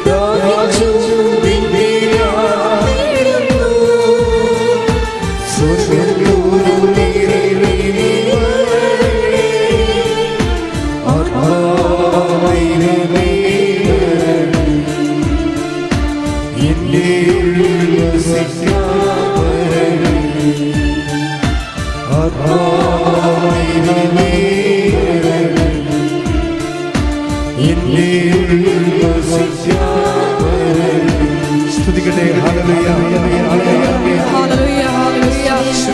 നന്ദി, സ്തുതി, ആരാധന. ധ്യാനം നയിക്കുവാൻ പോകുന്ന ഉപാസനത്തിന്റെ സ്ഥാപക ഡയറക്ടറായ ബഹുമാനപ്പെട്ട വ്യക്തി ജോസഫ് അച്ഛനെ ഈ എഴുത്താറിൽ സമർപ്പിച്ച് നമുക്കൊരു നിമിഷം പ്രാർത്ഥിക്കാം. ഈശോയെ ആരാധനയോടെ നീളോടെ നീ തന്നെ ഞങ്ങളോട് സംസാരിക്കണമേ എന്ന് പറഞ്ഞു വചനം നൽകണമേ എന്ന് പറഞ്ഞു എപ്പടി നിബന്ധനകൾ പാലിക്കുവാനുള്ള വലിയ അഭിഷേകം ഈ ആരാധനയിലൂടെ ഞങ്ങൾക്ക് നൽകണമേ എന്ന് പറഞ്ഞു.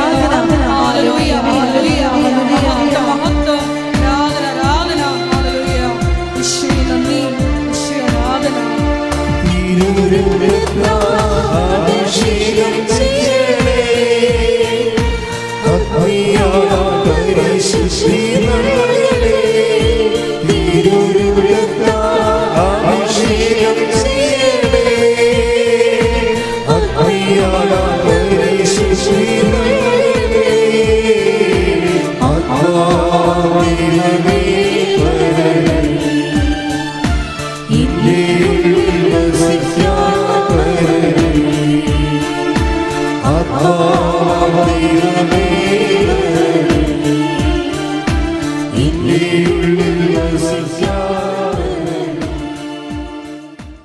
പരിശുദ്ധ പരമ ദിവ്യ കാരുണ്യത്തിന് നേരവും ആരാധനയും സ്തുതിയും പുകഴ്ചയും ഉണ്ടായിരിക്കട്ടെ. പരിശുദ്ധ പരമ ദിവ്യ കാരുണ്യത്തിന് നേരവും ആരാധനയും സ്തുതിയും പുകഴ്ചയും ഉണ്ടായിരിക്കട്ടെ.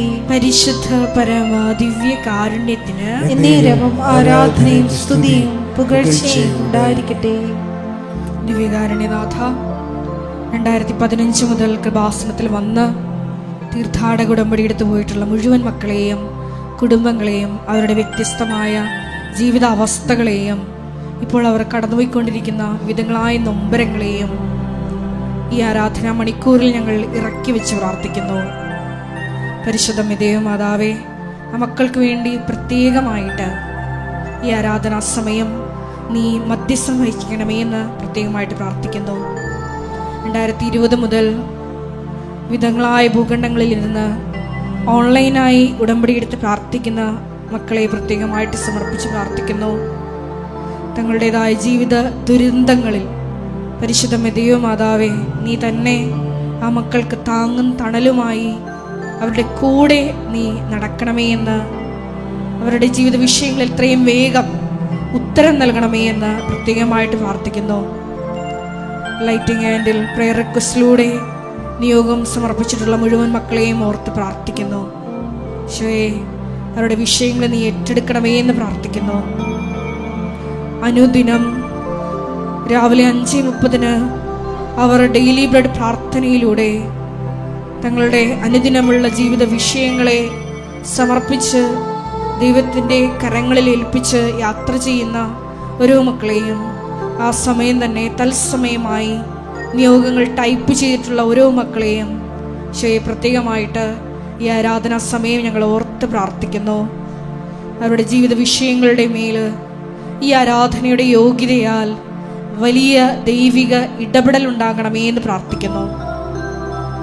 ഈ മരിയൻ ഉടമ്പടി ധ്യാനത്തിൽ വിധങ്ങളായ സമയങ്ങളിൽ പങ്കെടുത്ത് പ്രാർത്ഥിക്കുവാൻ പോകുന്ന, വിവിധ സോഷ്യൽ മീഡിയ പ്ലാറ്റ്ഫോമുകളിലൂടെ പങ്കെടുത്ത് പ്രാർത്ഥിക്കുവാൻ പോകുന്ന മുഴുവൻ മക്കളെയും ഷാലോം ടെലിവിഷനിലൂടെയും ഷെക്കീന ടെലിവിഷനിലൂടെയും ഈ ശുശ്രൂഷയിൽ പങ്കെടുത്ത് പ്രാർത്ഥിക്കുവാൻ പോകുന്ന മുഴുവൻ മക്കളെയും ഇപ്പോൾ ഈ ആരാധനാ സമയം ഞങ്ങൾ ഓർത്ത് പ്രാർത്ഥിക്കുന്നു. പരിശുദ്ധ മാതാവേ, ആ മക്കൾക്ക് വേണ്ടി നീ ഈ സമയം പ്രത്യേകമായിട്ട് 2004 ഡിസംബർ 7 ഉച്ചകഴിഞ്ഞ് 2:30 ഈ അൾത്താരയിൽ നടന്നിട്ടുള്ള പ്രത്യക്ഷീകരണത്തിൻ്റെ യോഗ്യതയാൽ ഈ ഉടമ്പടി ആരാധനാ സമയം വിധങ്ങളായ സമയങ്ങളിൽ പങ്കെടുത്ത് പ്രാർത്ഥിക്കുവാൻ പോകുന്ന മുഴുവൻ മക്കളെയും ഈശോയെ സന്ധിക്കണമേ എന്ന്, അമ്മയുടെ മധ്യസ്ഥതയിൽ പ്രത്യേകം സന്ധിക്കണമേ എന്ന് ഞങ്ങൾ ഒരു നിമിഷം പ്രാർത്ഥിക്കുന്നു. ഏറെ പ്രത്യേകമായിട്ട് വിധങ്ങളായ ജീവിത ദുരന്തങ്ങളിലൂടെ കടന്നു പോകുന്ന മക്കളെ ഒരു നിമിഷം സമർപ്പിച്ച് പ്രാർത്ഥിക്കുന്നു. വിവാഹം പിരിഞ്ഞു നിൽക്കുന്നവർ തങ്ങളുടേതായ കാരണത്താൽ അല്ലാതെ വലിയ വലിയ വിഷമസന്ധികളിലൂടെ കടന്നു പോകുന്ന മക്കളുണ്ട്. കേസിൽ അകപ്പെട്ടു പോയ മക്കളുണ്ട്. വിവാഹപ്രായം കഴിഞ്ഞിട്ട് വിവാഹം നടക്കാത്ത മക്കളുണ്ട്. കുഞ്ഞുങ്ങൾക്ക് വേണ്ടി വർഷങ്ങളായിട്ട് ആഗ്രഹിച്ച് പ്രാർത്ഥിച്ചിട്ടും കുഞ്ഞിനെ ലഭിക്കാത്ത മക്കളെ പ്രത്യേകമായിട്ട് സമർപ്പിക്കുന്നു.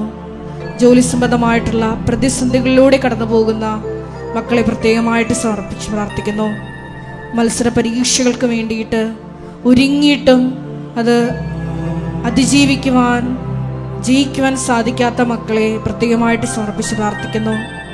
ലക്ഷങ്ങൾ ഏജൻസിക്ക് കൊടുത്തിട്ടും ഇതുവരെ വിദേശത്തേക്ക് പോകാൻ ഒരു തീരുമാനമുണ്ടാകാതെ വലയുന്ന മക്കളെ പ്രത്യേകമായിട്ട് യുവതി യുവാക്കളെ സമർപ്പിച്ച് പ്രാർത്ഥിക്കുന്നു. കുടുംബ സമാധാനമില്ലാത്ത മക്കളെ പ്രത്യേകമായിട്ട് സമർപ്പിച്ച് പ്രാർത്ഥിക്കുന്നു. മദ്യപാനത്തിനും മറ്റു ലഹരി വസ്തുക്കൾക്കും അടിപ്പെട്ടു പോയി ജീവിതം തന്നെ തുലയ്ക്കുന്ന മക്കളെ പ്രത്യേകമായിട്ട് ഈ ആരാധനാ സമയം ദൈവമാതാവിൻ്റെ മധ്യസ്ഥതയിൽ പ്രത്യേകമായിട്ട് സമർപ്പിച്ച് പ്രാർത്ഥിക്കുന്നു. പരിശുദ്ധമേ ദൈവമാതാവേ, ആ മക്കളെ നീ സ്വന്തമാക്കണമേ എന്ന് പ്രാർത്ഥിക്കുന്നു. നിന്റെ മകൻ്റെ തിരുരക്തത്താൽ കഴുകി ആ മക്കളെ എത്രയും വേഗം വിശുദ്ധീകരിച്ച് ഈ സാക്ഷ്യപീഠത്തിൽ നിർത്തണമേ എന്ന് പ്രാർത്ഥിക്കുന്നു. ഞങ്ങളുടെ ഭവനങ്ങളിലായിരിക്കുന്ന കുഞ്ഞുമക്കളെയും പഠിക്കുന്ന വിദ്യാർത്ഥികളെയും പ്രത്യേകമായിട്ട് സമർപ്പിച്ച് പ്രാർത്ഥിക്കുന്നു. ചോയെ ജ്ഞാനത്തിലും പ്രായത്തിലും നീ വളർന്നതുപോലെ ആ മക്കൾ നിന്നെ അറിഞ്ഞ് രുചിച്ച് അനുഭവിച്ചറിഞ്ഞ് വളരുവാനുള്ളൊരു അഭിഷേകം ഈ ആരാധനയിൽ പങ്കെടുത്ത് പ്രാർത്ഥിക്കുന്ന ഓരോ മക്കൾക്കും നൽകണമേ. അവരെ പരിശീലിപ്പിക്കുവാൻ, ദൈവത്തെ അറിഞ്ഞ് പരിശീലിപ്പിക്കുവാൻ മാതാപിതാക്കൾക്ക് അധികമായിട്ടുള്ള അഭിഷേകം നൽകണമേ എന്ന് പ്രാർത്ഥിക്കുന്നു. ഞങ്ങളുടെ ഭവനങ്ങളിലായിരിക്കുന്ന രോഗികളായിരിക്കുന്ന പ്രായമായിട്ടുള്ള മാതാപിതാക്കളെ സമർപ്പിച്ച് പ്രാർത്ഥിക്കുന്നു. അവരൊക്കെ ശുശ്രൂഷിക്കുവാൻ മക്കൾക്ക് അധിക അഭിഷേകം നൽകണമേ എന്ന് പ്രാർത്ഥിക്കുന്നു. രോഗികളായിട്ടുള്ള മക്കളെ പ്രത്യേകമായിട്ട് നീ ഏറ്റെടുക്കണമേ എന്ന് പ്രാർത്ഥിക്കുന്നു. പലവിധ വ്യവഹാരങ്ങളിൽ അകപ്പെട്ടു പോയിട്ടുള്ള മക്കളെ പ്രത്യേകമായിട്ട് സമർപ്പിച്ച് പ്രാർത്ഥിക്കുന്നു. തെറ്റിദ്ധാരണകളാൽ അകന്നു നിൽക്കുന്ന കുടുംബാംഗങ്ങളെ പ്രത്യേകമായിട്ട് സമർപ്പിച്ച് പ്രാർത്ഥിക്കുന്നു.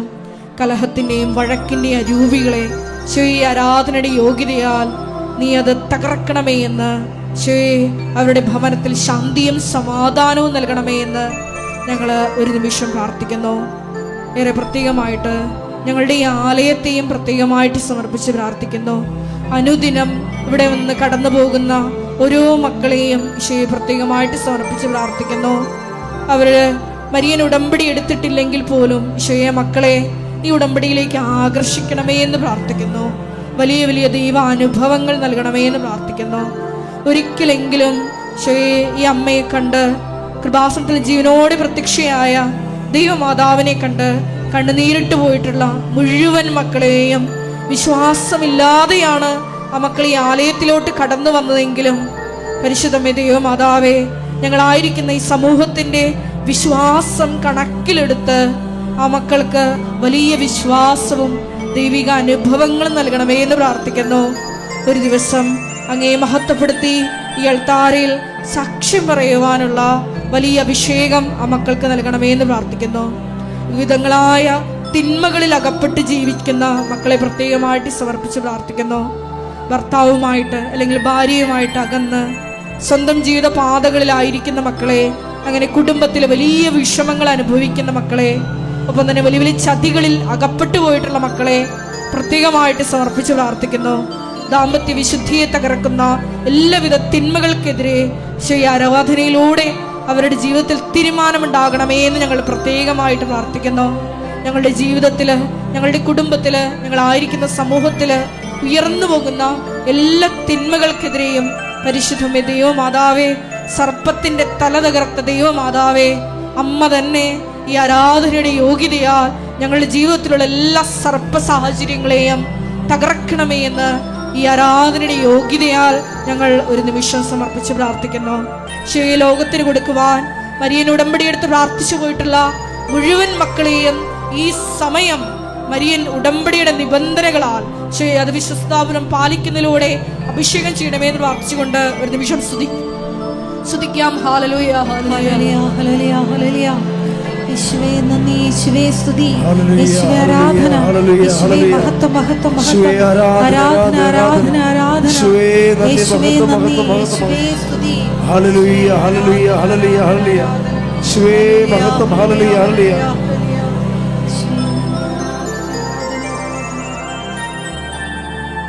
എല്ലാവരും മുട്ട നിൽക്കുക.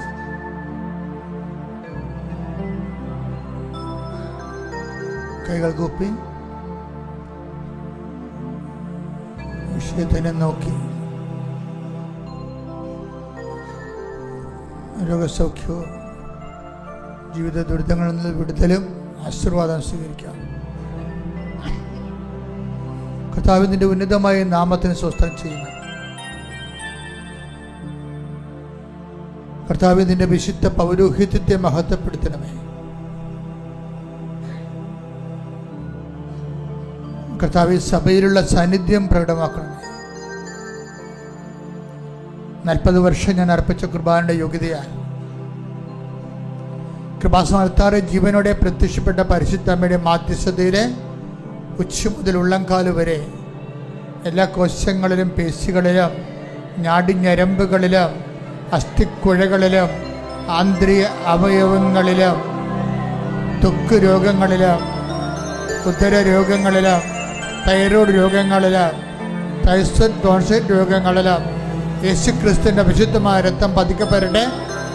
എൻ്റെ കർത്താവിൻ്റെ ഉന്നതമായ നാമത്തിൽ സഭയുടെ അധികാരത്തിൽ കുരിശടയാളത്തിൽ മാരക രോഗങ്ങൾ തീരാവേദികൾ ജീവദുരിതങ്ങൾ യേശു നാമത്തിൽ മാറിപ്പോകട്ടെ.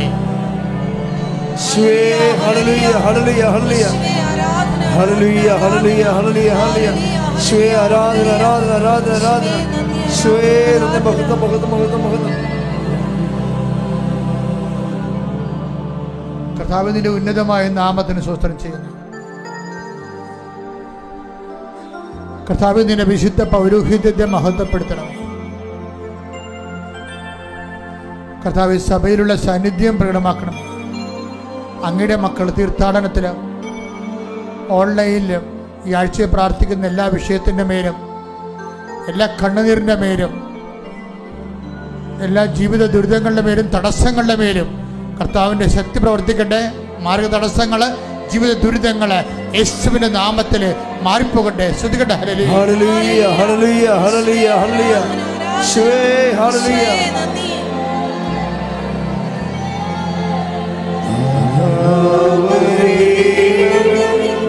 എന്നിൽ നിറയണമേ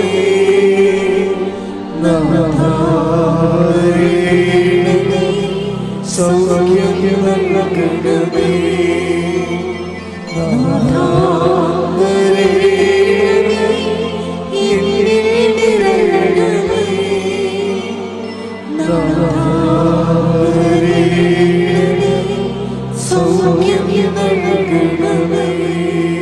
വ്യക്തിപരമായ ആവശ്യങ്ങൾക്ക് വേണ്ടി ആശീർവാദ സമയത്ത് മൗനമായി പ്രാർത്ഥിച്ച് അനുഗ്രഹം പ്രാപിക്കുക. ശിരസ്സ് നമിച്ച് ദിവ്യകാരുണ്യനാഥന്റെ ആശീർവാദം സ്വീകരിക്കാം.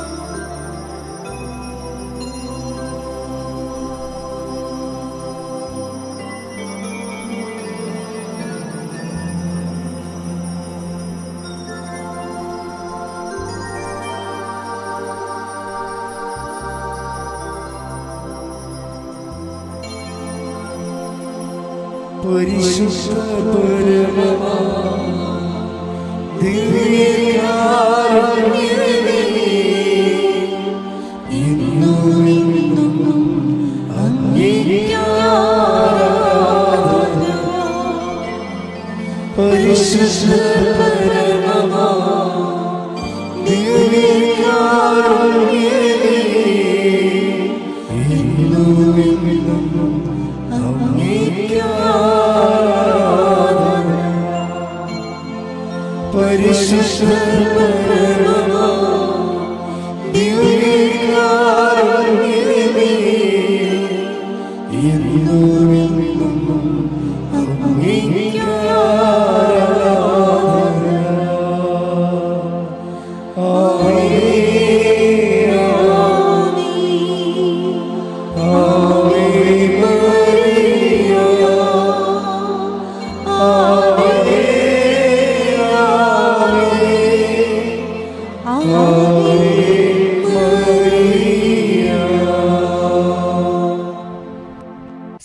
പ്രിയപ്പെട്ടവരെ, പ്രധാനപ്പെട്ട അറിയിപ്പുകളാണ് ഈ സമയം നൽകുന്നത്. കൃപാസനത്തിൽ എല്ലാ ദിവസവും മരിയൻ ഉടമ്പടി എടുക്കാനും പുതുക്കാനുമുള്ള അവസരം ഉണ്ടായിരിക്കുന്നതാണ്. അതുപോലെ തന്നെ എല്ലാ ദിവസവും രാവിലെ 10:30 ഇംഗ്ലീഷ് മരിയൻ ഉടമ്പടി ക്ലാസ്സും ഉച്ചകഴിഞ്ഞ് 1:30 ഹിന്ദി മരിയൻ ഉടമ്പടി ക്ലാസ്സും രണ്ടാം ചൊവ്വാഴ്ചകളിൽ തമിഴ് മരിയൻ ഉടമ്പടി ക്ലാസ്സും രാവിലെ 10 മണിക്ക് ഉണ്ടായിരിക്കുന്നതാണ്. കൃപാസനത്തിൽ സമർപ്പണ ജീവിതം നയിക്കാൻ ആഗ്രഹിക്കുന്ന യുവതികൾ, +2 ഡിഗ്രി പാസ്സായ കുട്ടികൾ 82 81 29 75 11 എന്ന വാട്സപ്പ് നമ്പറിൽ ബന്ധപ്പെടുക. അതുമല്ലെങ്കിൽ apparitionmissionaries@gmail.com എന്ന ഇമെയിൽ അഡ്രസ്സിൽ കോൺടാക്റ്റ് ചെയ്യുക. കൃപാസനം പത്രം 23 ഭാഷകളിൽ ലഭ്യമാണ്. നിങ്ങൾ ആയിരിക്കുന്ന ഇടങ്ങളിൽ ഏത് ഭാഷ കൊടുത്താൽ ദൈവജനത്തിന് ഏറ്റവും പ്രയോജനകരമാകും എന്നുള്ള ഭാഷകളാണ് ഉടമ്പടി എടുക്കുന്ന സഹോദരങ്ങൾ വാങ്ങിച്ചുകൊണ്ട് പോകേണ്ടത് എന്നുള്ള കാര്യം സ്നേഹപൂർവ്വം ഓർമ്മപ്പെടുത്തുന്നു.